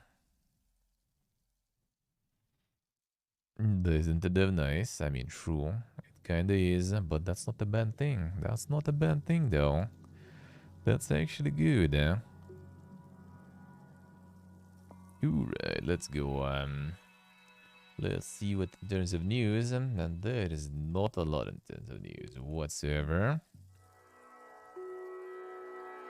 Whoop. How a reboot saved the Mortal Kombat franchise. While overcoming a bankrupt publisher and underwhelming predecessor. Mortal Kombat was not supposed to die. Many regard Mortal Kombat vs. DC Universe as one of the lowest points in the series. Minigame-centric fights and awkward movements were damning, but also lacked the silly, over-the-top violence Mortal Kombat is known for. A sad reality for appeasing license holder Warner Brothers. Batman can cripple impoverished criminals, but he can't be cut in half by Tarkatan blades. Would have been disappointing to end on an ill-fated crossover, but Midway's untimely demise could have made that so. Layoffs, uncertainty, and publisher implosion aren't how franchises live, and that's how they die. But then newly formed NetherRealm Studios reinvigorated the entire franchise after its darkest period with one of its most beloved games, the 2011 reboot Mortal Kombat 9. That's the stuff we played the shit out of. Haven't really played the next ones after that. I guess 10 I did, and the next one I like barely. Well, actually no, I haven't even touched it whatsoever, I think. Heavy's rebooted the series in its own way, but holding back the gore meant another entry could benefit from all the pent-up aggression. Natural progression was not lost on the people behind it. The series co-creator Ed Boon says going for a T rating meant that the next game could fully push the series' signature violence. Biggest lesson we learned with MK vs DC was that there was an opportunity for two separate games that each could embrace the roots without compromising the other. This resulted in us deciding that the next Mortal Kombat game would be a full reboot and aggressively embrace everything signature about Mortal Kombat. This included going back to 2D fighting plane, retelling the story of the original trilogy, and going back to our classic fatalities without restrictions. The gore, even important, gets sold after like 5 hours. That's the thing, like it's not the super there's not super professional try hard fighting. It's actually people just go in, they play some, they watch all the gore, check all the fatalities and everything, and then they just kind of out. And yeah, they push the story a lot actually in the latest one, especially. There's like a lot, like even in 2009 there was already like decent amount of it, and then latest one I think there's like a lot of like cutscenes and everything, like and the CGI movies and everything going on. So there was a bunch. It is quite the Pipiega story, of course, but you know. Yeah. I mean, it kind of still is. That's one of the mods, I think, still. One of the modes you can do. But they also have like campaign now, with like the story campaign and everything. And which is pretty much kind of like a movie with the fighting scenes in between. And then here you kind of just check all the different cool stuff, try different fatalities and everything, and done. You're done basically. That's how people play. So that kind of gory part is actually it's not like just like the main substance of the game sort of, but it's something that gets people to play it, to buy it.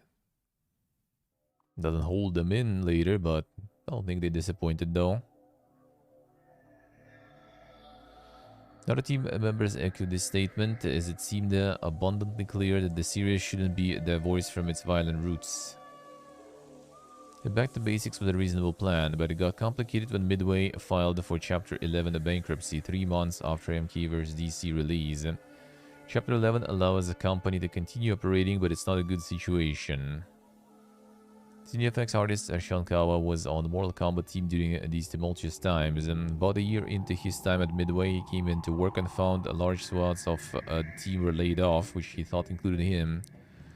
Came into work and everyone was packing up their stuff, and they said everyone was laid off. And I thought, well, I didn't last long, but it's pretty normal in games. I packed up my stuff and went home. Later I got a call from my lead like, oh shoot, we forgot to call you. We're going to tell you to stay home because everyone was laid off and you're not. Senior animator Richard Amir was in a similar boat as Kawa, but got his ominous call just before the weekend. Then that was only the first wave of confusion rushing over Midway's employees. One of the leads at Midway Chicago called me on the Friday and said, don't come into work on Monday. I was like, you're not making me feel good right now. And he told me, be happy I'm telling you to come to work on Tuesday. Monday came and I started getting calls from all my friends like, hey, did you get laid off? He was telling me to stay away because they were going to have a mass layoff to compensate for the bankruptcy. Don't come to work Monday, that sounds kind of, you know, or indeed very ominous. Director of Engineering Alan Villani admits there was a fear around the bankruptcy and the idea of splitting the team from Mortal Kombat. Your company is in the bankruptcy, that's a serious thing. They were still paying our salaries, so there was no immediate threat that was going to stop suddenly. But there was a real threat that everything would go sideways if Warner Brothers or whoever was looking at us didn't buy us. The IP could split from the team. That was a super tenuous point for the whole series, and I can't even imagine if somebody just buys it and throws whatever team on it and says, let's just make some Mortal Kombat games because we own the IP. Could have been a disaster. Lonnie says he was confident Midway Chicago would find a home despite the worries. The studio developed one of the most coveted fighting game series of all time after all.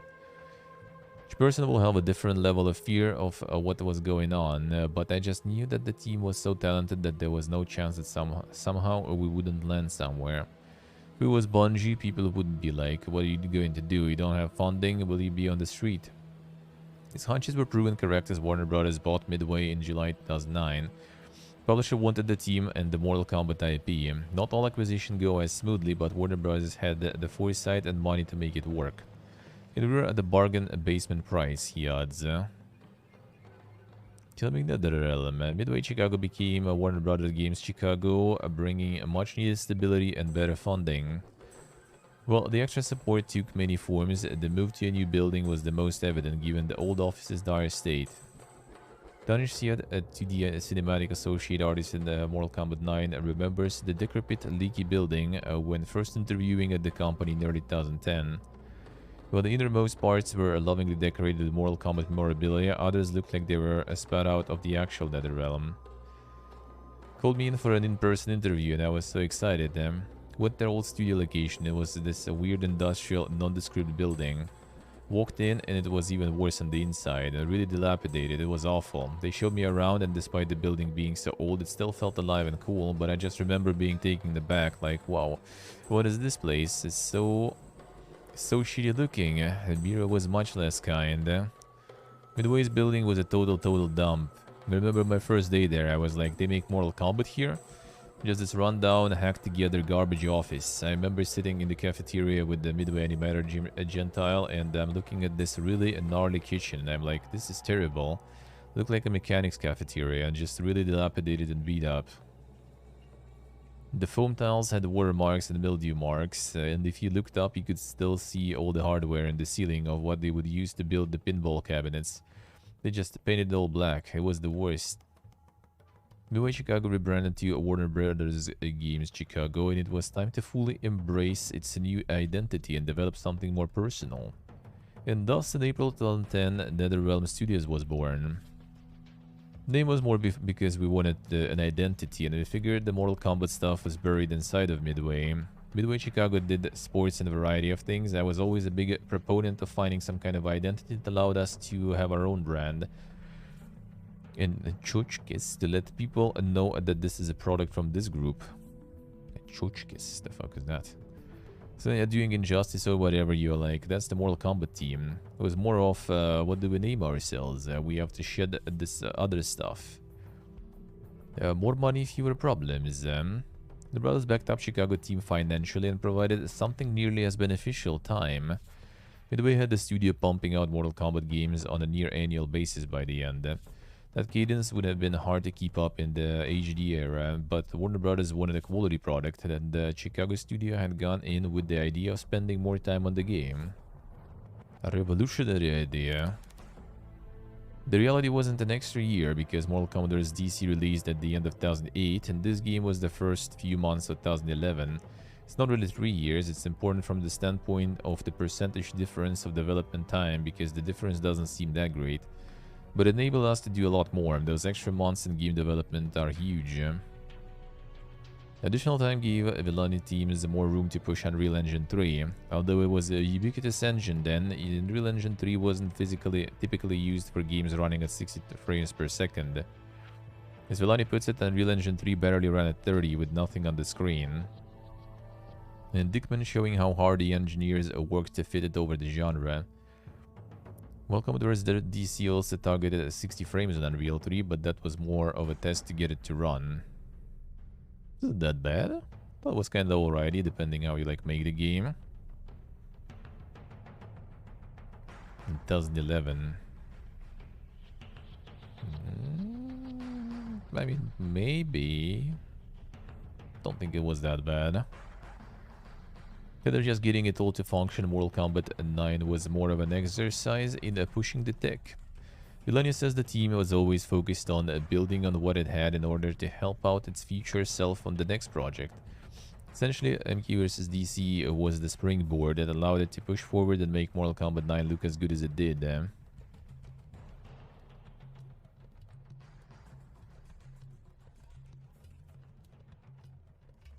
This is alright. If you look at what we did in Mortal Kombat vs DC, and then you look at what we did in Mortal Kombat 9, and then Injustice, you can see the tooling and support for the artists that just kept improving and performance kept getting better. So that's why you could see more stuff getting shoved on screen, like more details and liveliness to the scene by each generation. And if you look at MK vs DC, the main reason that was not as vibrant was because we just didn't have the time. We just did not have the time with a brand new engine to make it look in 2 years like we could after that. Lonnie says that players don't care about technical limitation, they just want a good looking game. Mortal Kombat 9's lively backgrounds full of buildings exploding, soul wells flaring up into the heavens, and dragons flying around were all the little touches the studio added to give it life, and the details seen in game running at 30 frames per second while maintaining a silky 60. Tian remembers the eye-catching visuals at an early stage during his interview. The game, which was over a year away, had glitched out and was frozen in place, but that technical mishap allowed him to soak it all in. The game had crashed during a match with Kung Lao versus maybe Raiden on the daytime pit stage. It was frozen and all I saw was Kung Lao in the middle of a jump kick or something, and even just that, I thought it looked amazing. Mortal Kombat 9 was looking really good though, for the time especially. But 2011 literally, what the fuck was that long? Campaign was yet another area where Mortal Kombat vs DC Universe crawled so that Mortal Kombat 9 could run. Had detailed cutscenes, seamless transitions into fights, fast pacing, and cast that would make even the pickiest Mortal Kombat fan happy. Funny game story modes were for the most part hardly more than arcade ladders, but so this was a massive improvement when compared to almost anything else in the genre. Boone acknowledges MK vs DC valiant efforts in laying the groundwork while also detailing how Mortal Kombat 9 was able to fully land the crushing blow. Came from a Polish word, so sounds like Tsotski, I guess then. We have that here. Chochkis, Tsotski. Could be something like that. We have that.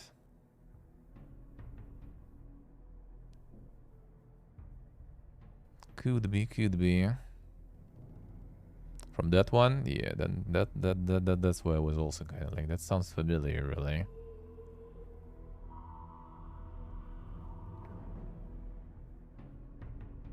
We have that one here. One thing that has always set Mortal Kombat apart from other fighting games is its deep story and lore. Each game would lean harder into that. Players appreciate it, so we knew it was very important to them. Again, Mortal Kombat's DC Universe really validated our cinematic story presentation, being our very first game to do it. Well, I mean, all the presentation was cool. I'm not sure if it's like... Well, actually, I have one friend that is like super into Mortal Kombat lore. Like, bro, you can talk about this shit forever. You know that Tzatziki, yeah. Mon eats, indeed. K9's presentation was only part of its appeal. Fighting games love to indulge in nostalgia, and K9's story provided that in spades with all-star roster and iconic arenas from the first 3 games. The leap in fidelity afforded by modern technology and the will to get back to basics, rebooting the original trilogy with a modern coat of paint was a natural starting point. It was a perfect opportunity to present the true telling of the Mortal Kombat storyline in its full cinematic glory better than we ever could before. One of the reasons why we decided to tell the first 3 stories over again. One reason why it works so well, because it was presented like a real movie, but with the player participating in all of the fights. Felt like a perfect marriage. Tanya says Mortal Kombat has always focused on narrative, and RPG-like conquest modes and mini-games like Mortal Kombat and Puzzle Kombat were similar stepping stones to getting Mortal Kombat into more traditional campaign territory. Building upon those modes and emphasizing narrative just made sense according to Villani, but it also made the budget balloon. The one thing you could say about Warner Brothers is that they paid those bills. That was a lot of money.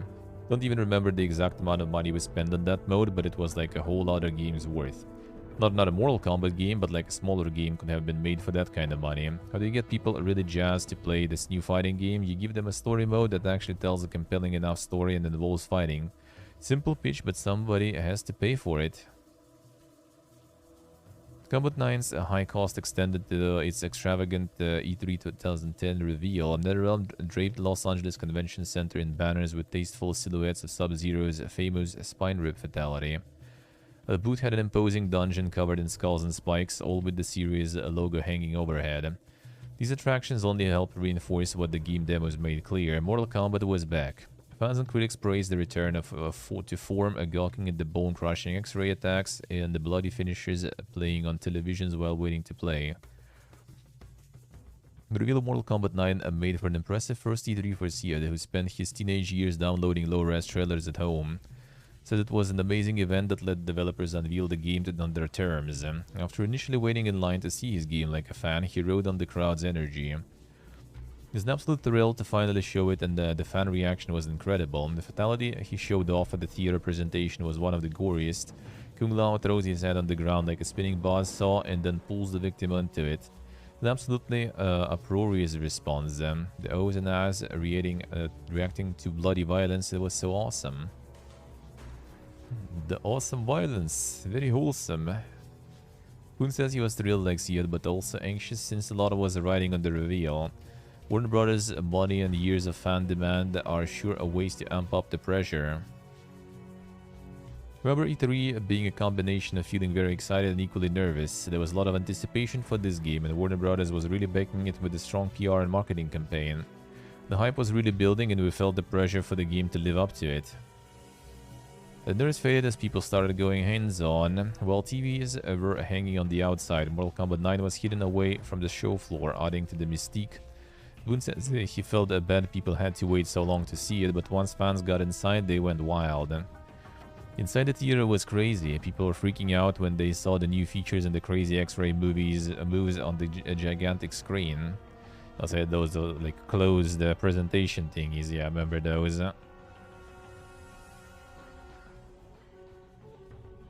Gory aside from fatalities. X-rays are gory, gory, and they're easy to do. I'm not sure if X-rays are still around. Probably. X-rays gory and fatalities gory. Well, like brutalities and stuff like this too. Everything else, like, well, yeah, they're just like a bunch of blood flying. Well, I guess like arenas and stuff can be quite something too.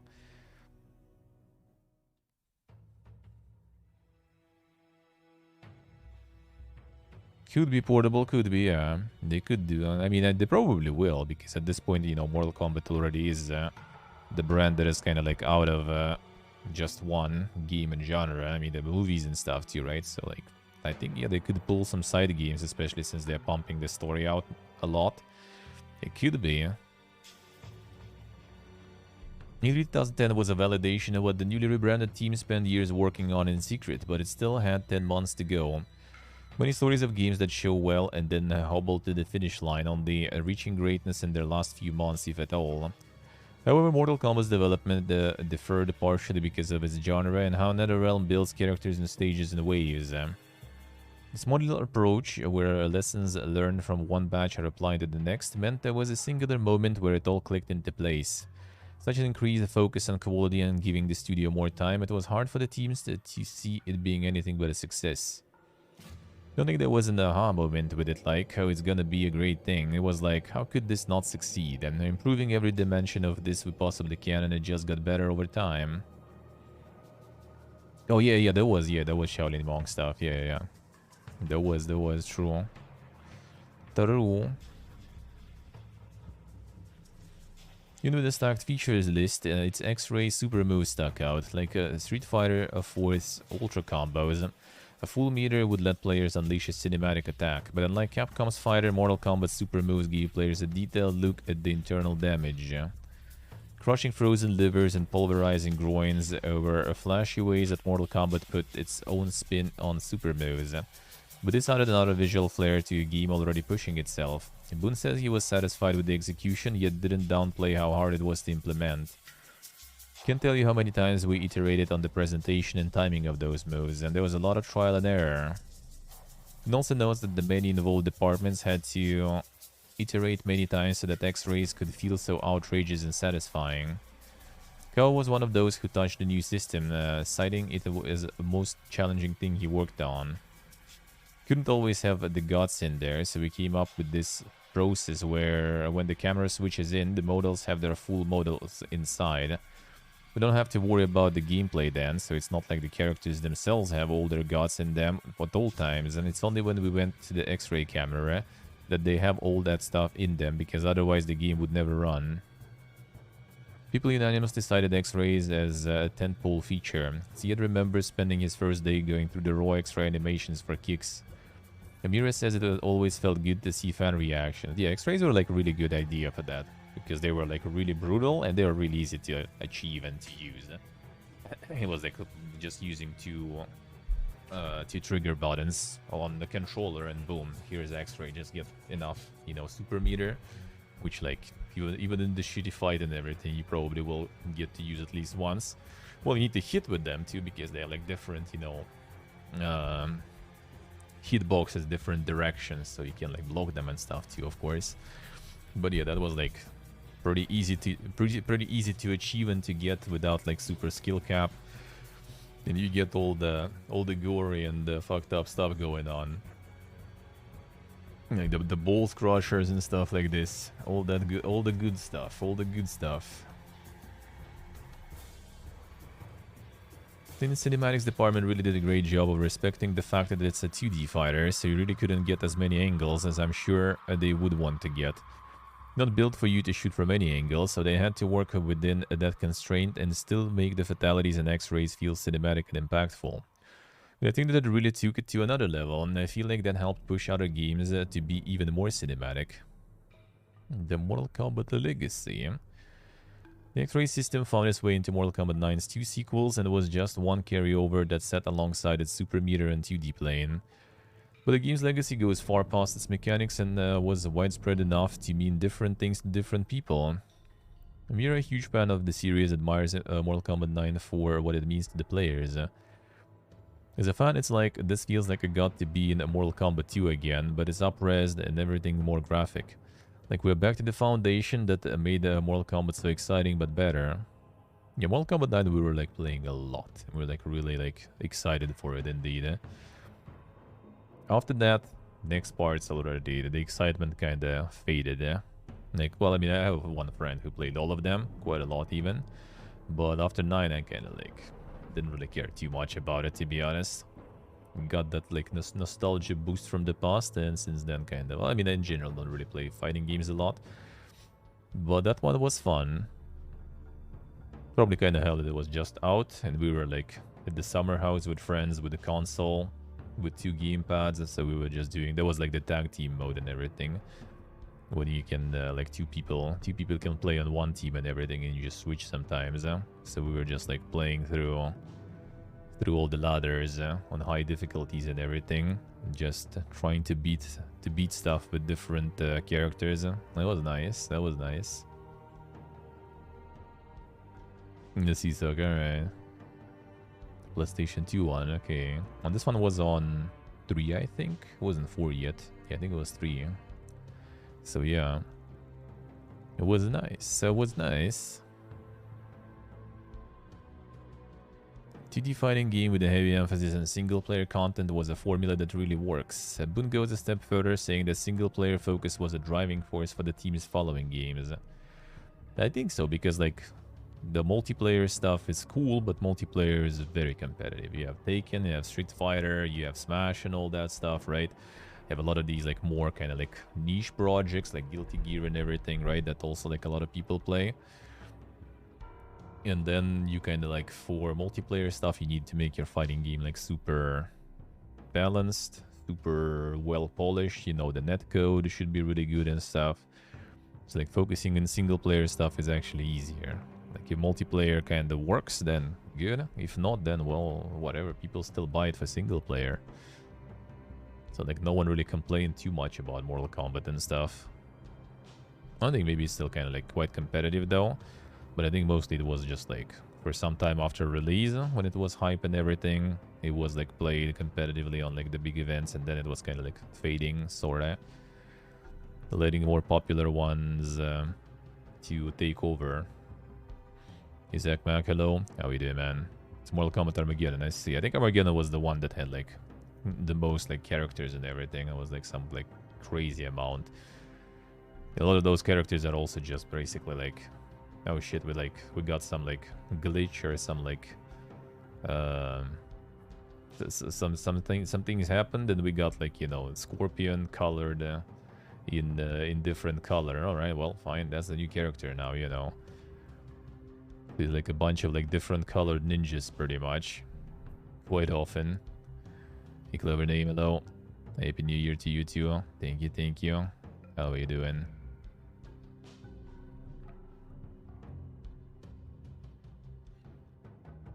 Mortal Kombat validated our theory that there was a strong demand for single-player content in fighting games. In many ways, it set the foundation for the NetherRealm Studios games that followed them. Even though MK vs DC was the first game with our story mode, Mortal Kombat is where it really took off. Plus, it introduced the Challenge Tower, King of the Hill, and much more. I think it's pretty safe to say that Mortal Kombat set the stage for all NetherRealm games that followed them.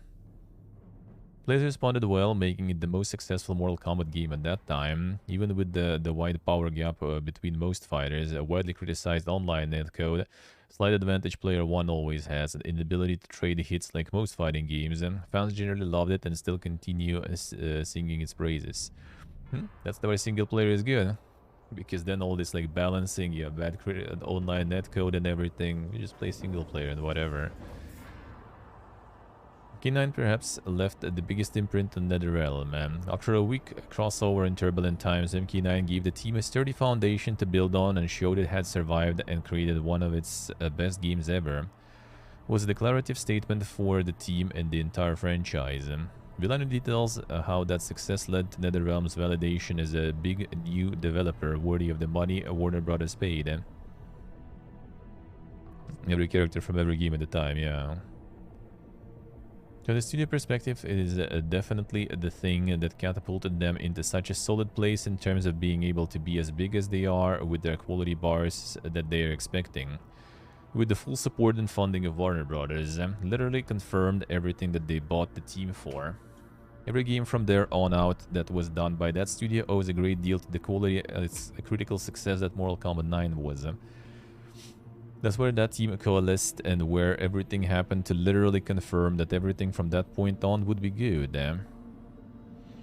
And he also touches on what this game meant historically, looking back at MK vs DC, shaky steps and forward to what would become Injustice Gods Among Us. Among Us, damn son. Released in 2013, eh? Well, combat campaign, extensive single-player modes, competitive scene, and DLC model were all iterated upon in NetherRealm's future games, showing how pivotal that game truly was. All those games can trace back to that release, in terms of like a new era type thing. Obviously, there is the preamble, which is MK vs DC, the confidence in what the studio was capable of, and the IP string was just confirmed in every way you could possibly imagine. That is really the legacy, and it definitely bootstrapped the whole series and also was the predecessor to Injustice. Nothing but good came out of that, and was one of those key products that really spawned so many things. That's where it really should be remembered, even if it's not people's favorite. MK9 is many people's favorite though, even after two prettier and bloodier sequels. The mix of nostalgic callbacks to the original trilogy and an array of new mechanics was a balance that appealed to casual players and the ones that had been there since the beginning.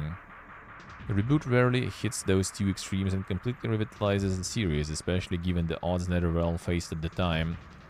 Despite almost being a fatality, MK9 gave an older team a fresh start and the series enough momentum to reach its 30th anniversary with no signs of slowing down. 30th anniversary already. Oof. It's been a while. That's been a while since I played the first one. Been a while. Alright, let's go. Let's go. Gotta watch this one. Gotta watch this one too. Stalker 2 Heart of Chernobyl returns with a bang and new gameplay trailer. Let's see. Let's see what we are getting there. What we gonna get?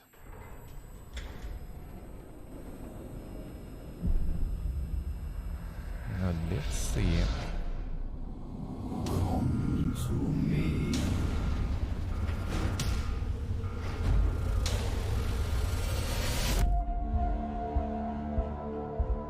After years of work, a group of scientists managed to tap into the noosphere, the Earth's informational field.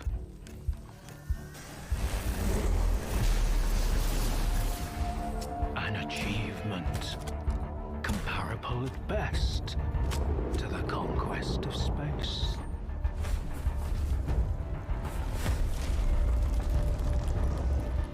Don't want the innocent to suffer? Then help me find the culprit.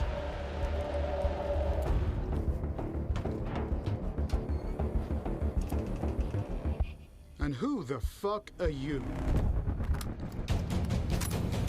And what do we have a decade later?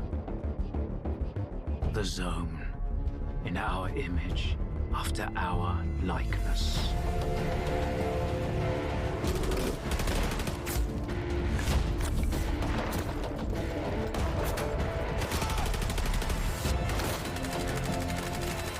My men are still lying out there, and I can't even bury them.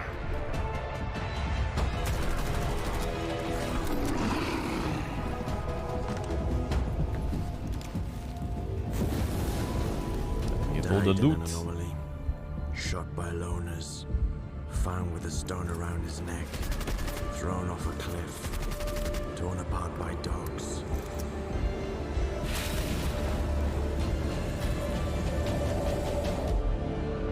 You cannot kill God. Just like you cannot get rid of the sky up above. I am blind, but it is you who cannot see. No, we'll see, we'll see. I mean, looks beautiful, at least. That's for sure. Like something new or just the same more. It doesn't really look like, you know, super crazy new, I would say. I mean, graphics and everything wise, obviously. And the looting is there and everything. It seems here like, but it's also kind of like somewhat of a story trailer too, right? Like it seems more like confined to some sort of like corridors and stuff, right? And well, it seems more directed because like originals are super open world, and basically just a huge open worlds there. So we'll see how it's gonna be. Pretty sure it's still gonna be. It's just for trailer they pick like some, you know, like with some narrative and everything. So it seems here a little more scripted sorta, but I mean, kind of would be kind of hard to show like, you know, the feel of the open world properly. So we'll see. I mean, like whether the 2 is just one with better graphics. Well, I mean, it depends on the story really, because pretty much all the Stalker games, they are somewhat pretty much the same, with little minor differences like the faction fights and everything, control of the outposts and everything in some of them. So there gonna be some difference, but yeah.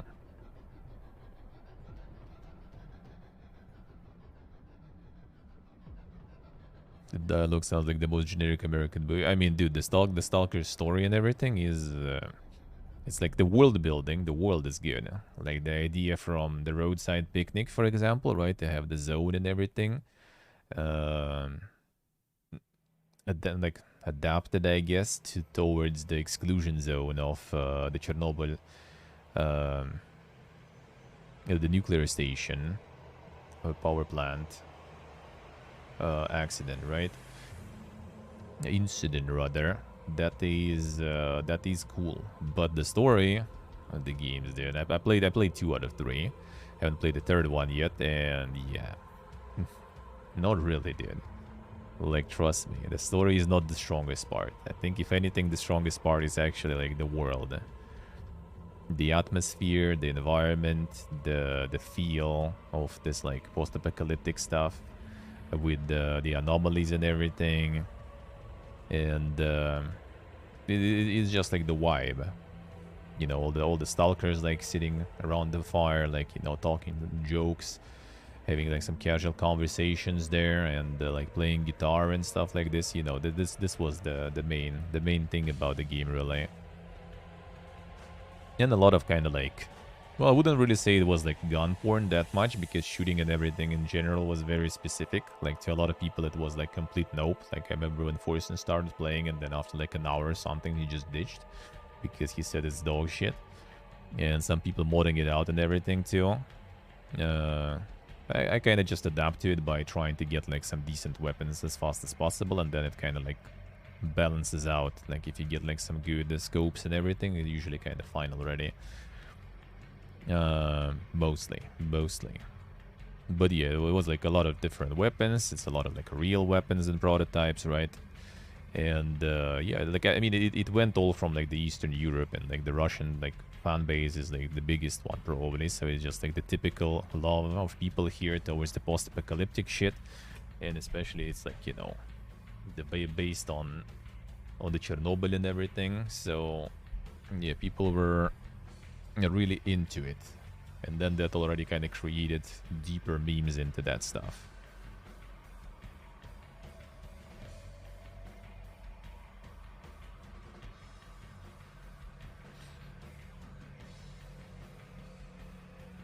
Metro still had the Slav feel.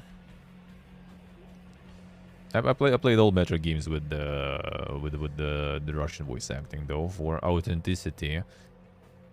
But they tried. Sometimes they tried too hard though. Like some dialogues, I remember I played with the subtitles, obviously, right? So people understand on stream what they're hearing, right? Because I understand by my ears, and they needed to read that to understand that. And like I also saw subtitles during some cutscenes and stuff, and you can see that they just like pumped it all over the place with like some, you know, all the suka blять and everything there, when like an original voice acting it's not even there. But I mean, yeah, it sounds right, and it should be like accent and everything, and that I many times already mentioned. Like, dude, isn't it like that hard to find people, you know, who can do like not this like the meme accent, or you know, no accent at all. Just like find people who can give you like the real Slavic accent and everything for the games. Done. And like for many other situations too.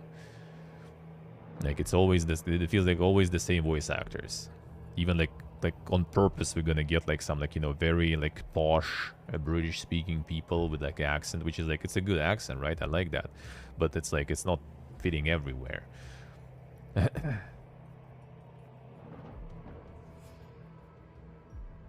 I see, right? Yeah, it's either like no accent and it's completely unfitting, like yeah, like the British accent here, or like, well, I mean in the Eastern Europe and stuff, like not exactly, dude.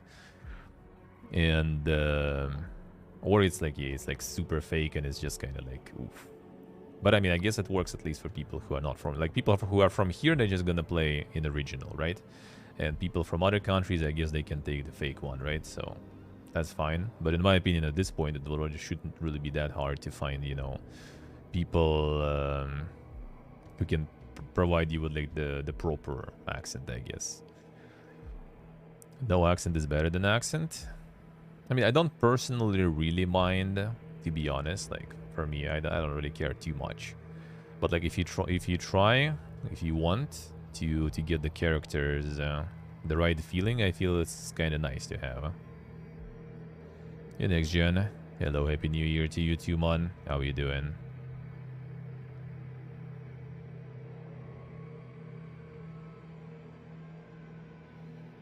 In the context of the game, they would never speak something else than the local language or the native language. Technically, if we're talking like something like about the zone and stuff, right? To be honest, it was supposed to be in Roadside Picnic, for example, if you read the book.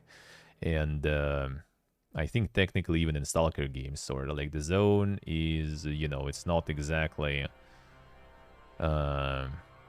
like a local thing. Like the zone is like the world, like it's the phenomenon that attracts everyone basically. So there is a lot of people who try to get in the zone from all over the world.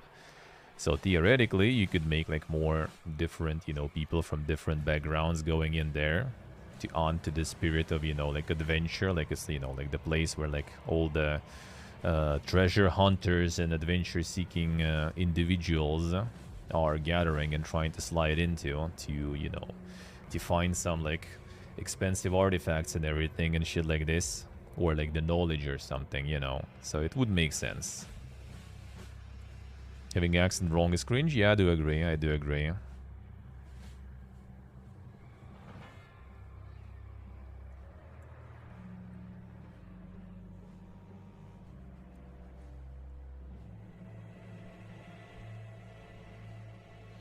Isn't it natural, you know, that they're just supposed to speak Russian or whatever language? Yeah, I mean, like, try harding too much with fake accents might be kind of bad. I mean, as I said, like, the fake accents, they could be fine for someone who don't understand them anyway, right? Like, I'm pretty sure, like, a lot of people who hear, like, the fake Russian accent, they just assume that is how it is. And for them, it's fine. Like, for anyone who actually knows how the Russian accent sounds, for example, right? Or who is from Russia, they probably kind of, like, cringe at that, but they also can just play original voice acting anyway, so it's kind of whatever.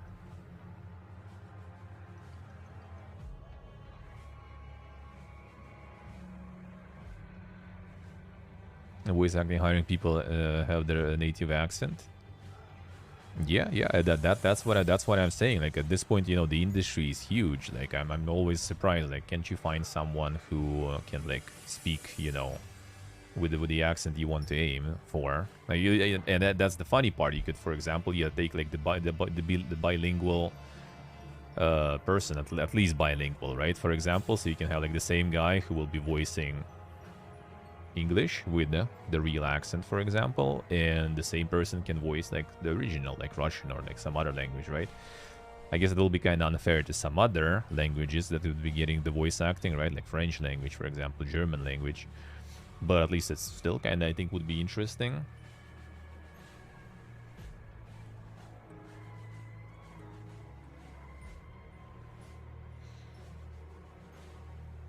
I see, you guys see.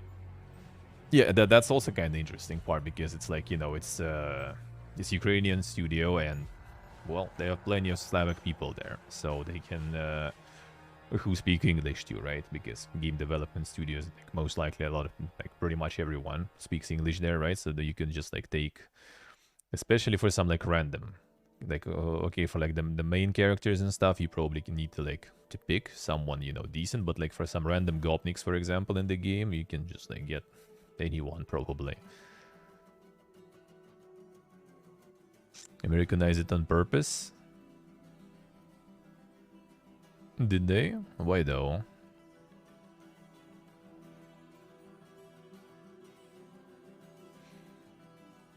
I just kind of feel like it's not really on purpose. It's just kind of like no one really bothers really finding some good some good voice acting for it, in my opinion. Stick to full single language. I mean, that's an option too, though. You know, like quite often you play, you know, like a lot of people don't speak English, right? And they still play games in English with the subtitles, and I mean, that works.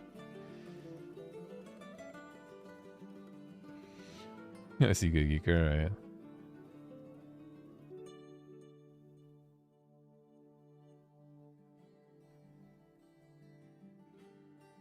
I see.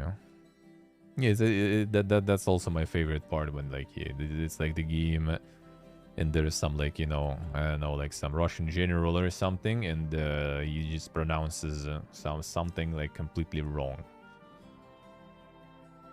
Like if you like even okay, fine, you're just sticking to, like, for example, like English, British, whatever voice actors, right? Absolutely fine with that, right? Okay. But like at least let them kind of like pronounce things properly. It's not that hard. There's usually just like 10 words probably in all the story, in all the game, like some last names, for example. Can you at least pronounce it properly? You know, so it doesn't like cut the ears completely. So we learned English anyway. Yeah, pretty much. True. I mean, I played Archulus in Polish, and it was amazing. I loved it. I mean, probably kind of helped that, you know, like Polish is also Eastern European language, and it's a Slavic group of language, and it's just kind of like, you just understand a bunch of stuff there a little. So that was also interesting for me to learn. To learn some of the language too. I want to play some more. I want to learn it better. More, eh?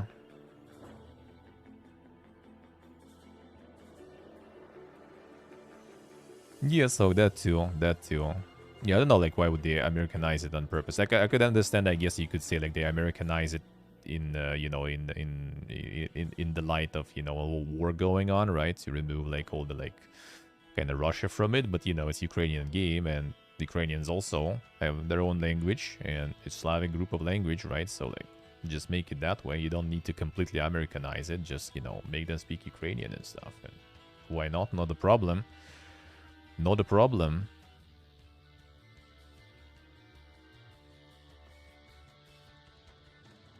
And for many people from outside of Eastern Europe, that will make no difference. Ukrainian, Russian language, they would not understand the difference whatsoever.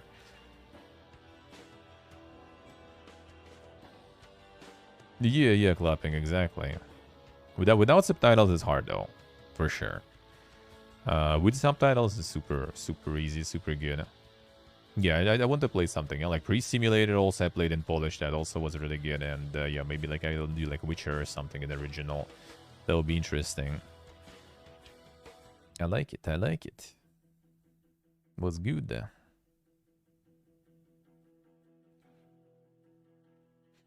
But yeah, like I understand also it's hard, like when it's action game and everything, then it's hard to play in original voice acting with subtitles, because yeah, you just like miss a lot of dialogue and stuff going on, because you know you kind of focus on the process, right? You focus on shooting, on aiming, on moving, and you just can't read subtitles at the same time. So I do understand. But like in RPGs, for example, like Archulus, right? That was perfect. That was good. Polish kind of hard to understand. Well, I mean, obviously there are some things that are hard to understand, but with subtitles, it's super like doable. You kind of like learn, like from context and everything. You just kind of like understand a lot of stuff. Sometimes some topics, some sentences I can just like not understand whatsoever. But like I remember, like in Pre-Simulator, there was like I played in Polish voice acting with English everything else, but it's early access, right? So there was like some message, some window that wasn't translated, and I just kind of read through it. It was doable.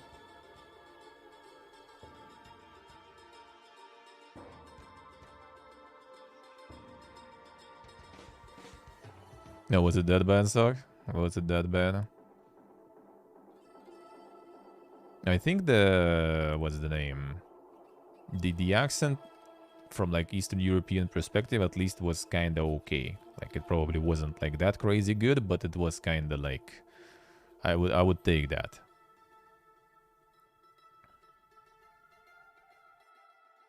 Didn't sound Serbian at all, alright.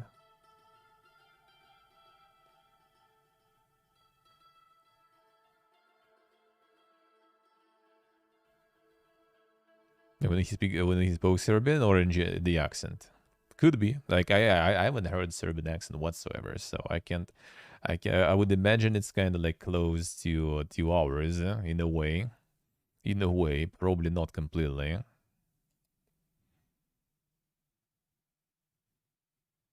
Give me 1 second, the next soundtrack, boom.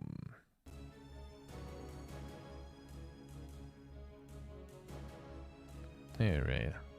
Alright, can get back to the news. There ain't much, but yeah, no.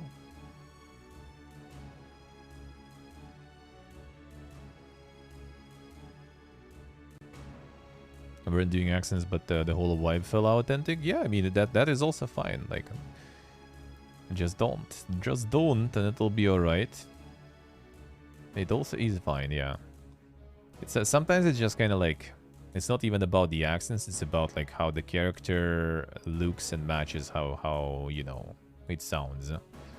Like that dude with like, you know, some golden tooth and everything in the jacket and stuff, like that looks like, you know, your average like your average Russian dad or something. That one with like this like completely super British accent, that was weird. To be honest. If you would go for some sort of like, you know, like the Chav accent or something, that maybe would be kind of fine, because, you know, you just kind of like display the same sort of like character type, I guess, you know.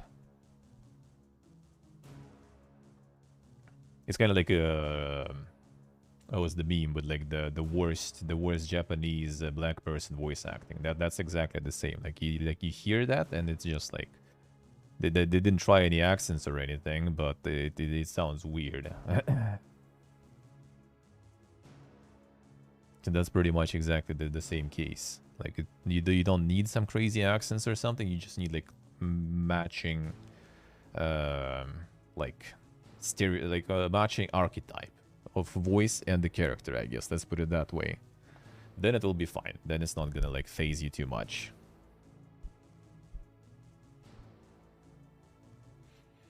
Could be. So yes, I do agree. It sounded kind of like Bosnian more, I guess. Yeah. Like it sounded a little bit more like, I don't know, kind of like Eastern, I guess. Not Eastern European, but like Eastern in general, I guess. If that makes sense.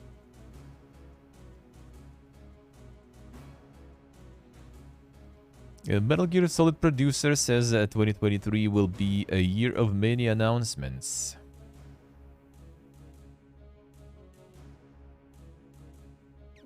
Yeah, so Kojima parted ways with Konami in 2015. And there was no more Metal Gear. Except for Survive, yeah, I guess. There's no reason to believe Kojima and Konami are teaming up again anytime soon. It seems the latter might be preparing for some kind of a return of Metal Gear Solid then. Longtime Metal Gear Solid producer Noriaki Nakamura wrote in the recent issue of Famitsu that 2023 will be a year of many announcements, as reported by Gematsu. In this special end-of-the-year issue of Famitsu, multiple Japanese developers and producers wrote quick teases about what 2023 might hold for them. The Pachinko game, yeah.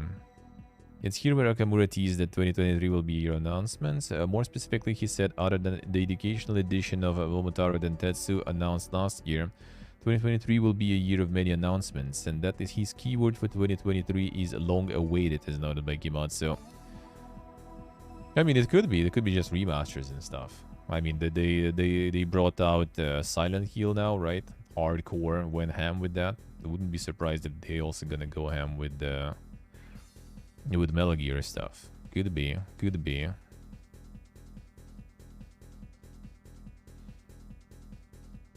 I mean, the pachinko business is kind of like not feeling too well for them though after pandemic and everything, so not sure they're gonna go with that. But yeah, it's probably gonna be some like remasters and everything, because they realize they have like a bunch of IPs and nothing is being done with those IPs, and probably they're gonna even like outsource that stuff to someone. Like they're not gonna even do anything themselves, maybe publish, or just, you know, give the franchises to someone and then farm the royalties. Easy life, man. Why letting it go to waste?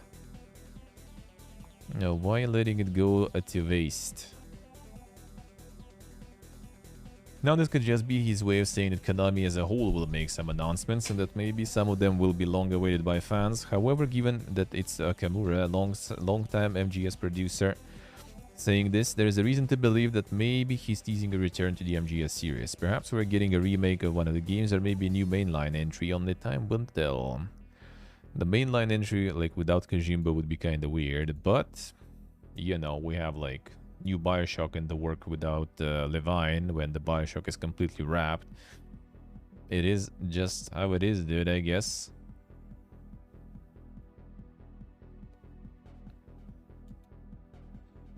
That just might be the case then. A Blizzard subsidiary Proletariat seeks to unionize. Studio's unionization efforts come 6 months after it was acquired to work on World of Warcraft. A group of 57 employees formed the Proletariat Workers Alliance. Well, with such name of the studio, they should unionize instantly, dude.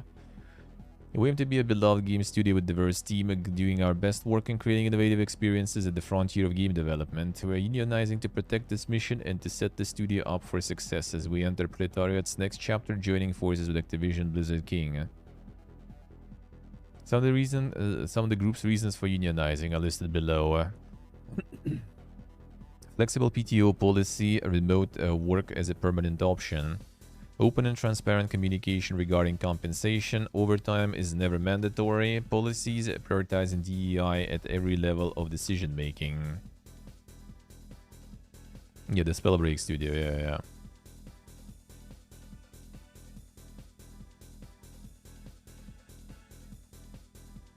No, it's okay. I see, they'll remaster everything. Aren't happy about the purchase anymore, yeah. Blizzard peeps wants you to be unionized, yeah. Well, I mean, they already did, looks like. And so far, they actually managing. And, I mean, if the acquisition by Microsoft will go through, Microsoft said, like, they gonna accept all those unions and everything, so... Slots machine, but it has cutscenes? Yeah, no idea how those works, to be honest. No clue. No clue. Hideaki Tsuno, Happy New Year. Development of Dragon's Dogma 2 is progressing well, becoming an interesting game. Stay tuned for more news. So yeah, they showed that something is happening, you know. Something is going. Something is going. Yeah, like screenshotting the tweets because I can't open them without VPN. And I don't want to switch to VPN because that disconnects the stream. So there we go. And Yoko Taro teasing something about 2023 there. So we'll see. We'll see. Who can that be? The very Pogo update, yeah, exactly. The very poor teaser, we'll see. Something new from that dude also, that's the Nier guy. That would be interesting. That would be interesting. That could be interesting.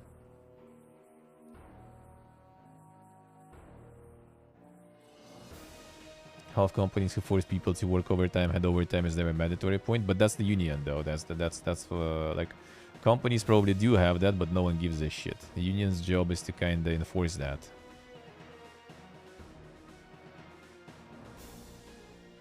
Cult of the Lamb's first major update will overhaul combat to add depth, plus revisions to difficulty, accessibility, and quality of life. So they're getting a bunch of stuff there. Fixes and improvements, we have been working on adding more depth to the game. Based on your feedback, major content update will focus on combat and dungeon gameplay. I'll be able to press and hold the attack button for each weapon in order to perform a new heavy attack.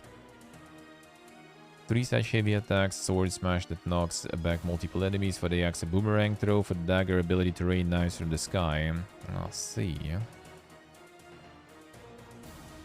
Yes, there we are. No exact ETA for the new features, but the post says that they are prioritizing fixes for the very start of the new year, then dedicating their efforts to this new update. So there is gonna be more content updates and everything. Why not? Sounds good.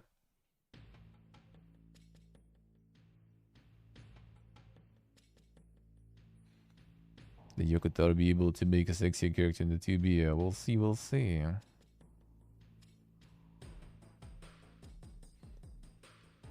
Maybe he's gonna go for something completely different. You never know. It's Yokotaro. Well, I mean, he's a Kumaro also who wants the fun arts of his characters, so I wouldn't be surprised if he will want to capitalize on that, you know.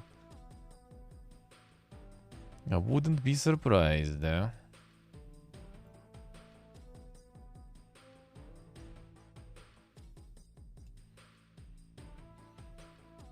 The Steam Mystery Fest gonna be... yeah, one of next year's genre-specific Steam sales, and will be the Steam Mystery Fest running from February 20th and 27th. So I guess that's kind of like the closest big sale or something for some detective games and everything. Spirit of investigation and solving mysteries, and include not only discounts but new demos on current and upcoming games. So we'll see. We'll see. Maybe something interesting there to play in terms of demos.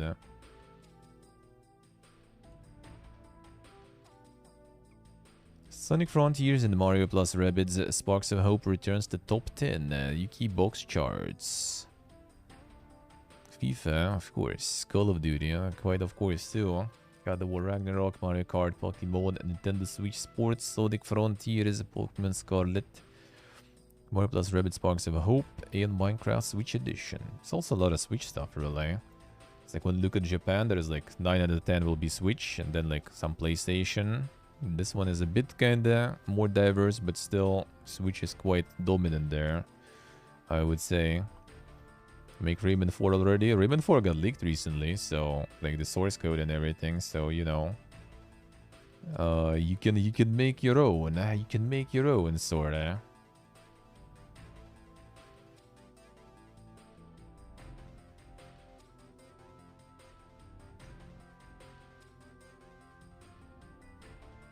All of his games had sexy anime waifus, I guess, yeah. Could be, could be. Well, yeah, this we already saw. Well, I mean, this I already mentioned, I guess. Mori sold 1 million copies, which is quite cool. And the game is an RPG Maker, actually, which kind of hard to say even, but yeah. 1 million copies there,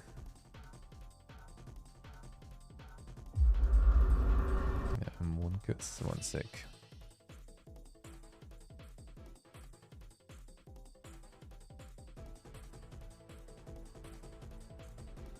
Let's see. Source with everything? Yeah, I think so. Well, I mean, obviously, it's like the game got canned and everything, so there is not everything. But yeah, they got all the stuff there.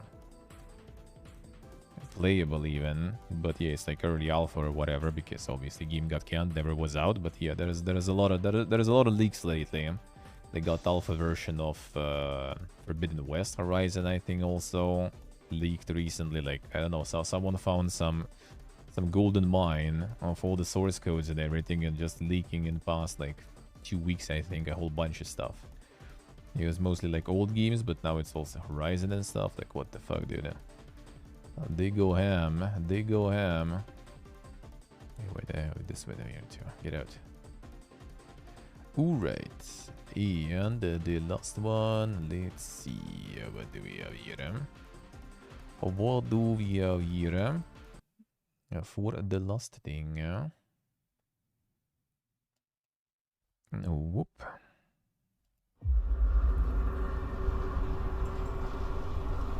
Well, it's the alpha or whatever version. I'm not sure if it exactly like has the full source, but people managed to like run it and everything, try things. So, God, it's just like this much. All right, nice teasers, dude. Amazing. A trader showed off. Well, I mean, it's also Amnesia, kind of. It's like, it's supposed to be something you know. Yeah, no, but yeah, that is a very pog one. That is a very pog one indeed. Alright, so in terms of news, we are pretty much done. And I mean, I'm just probably gonna keep doing for a little bit longer. Let's do probably today some 76. Not gonna do like much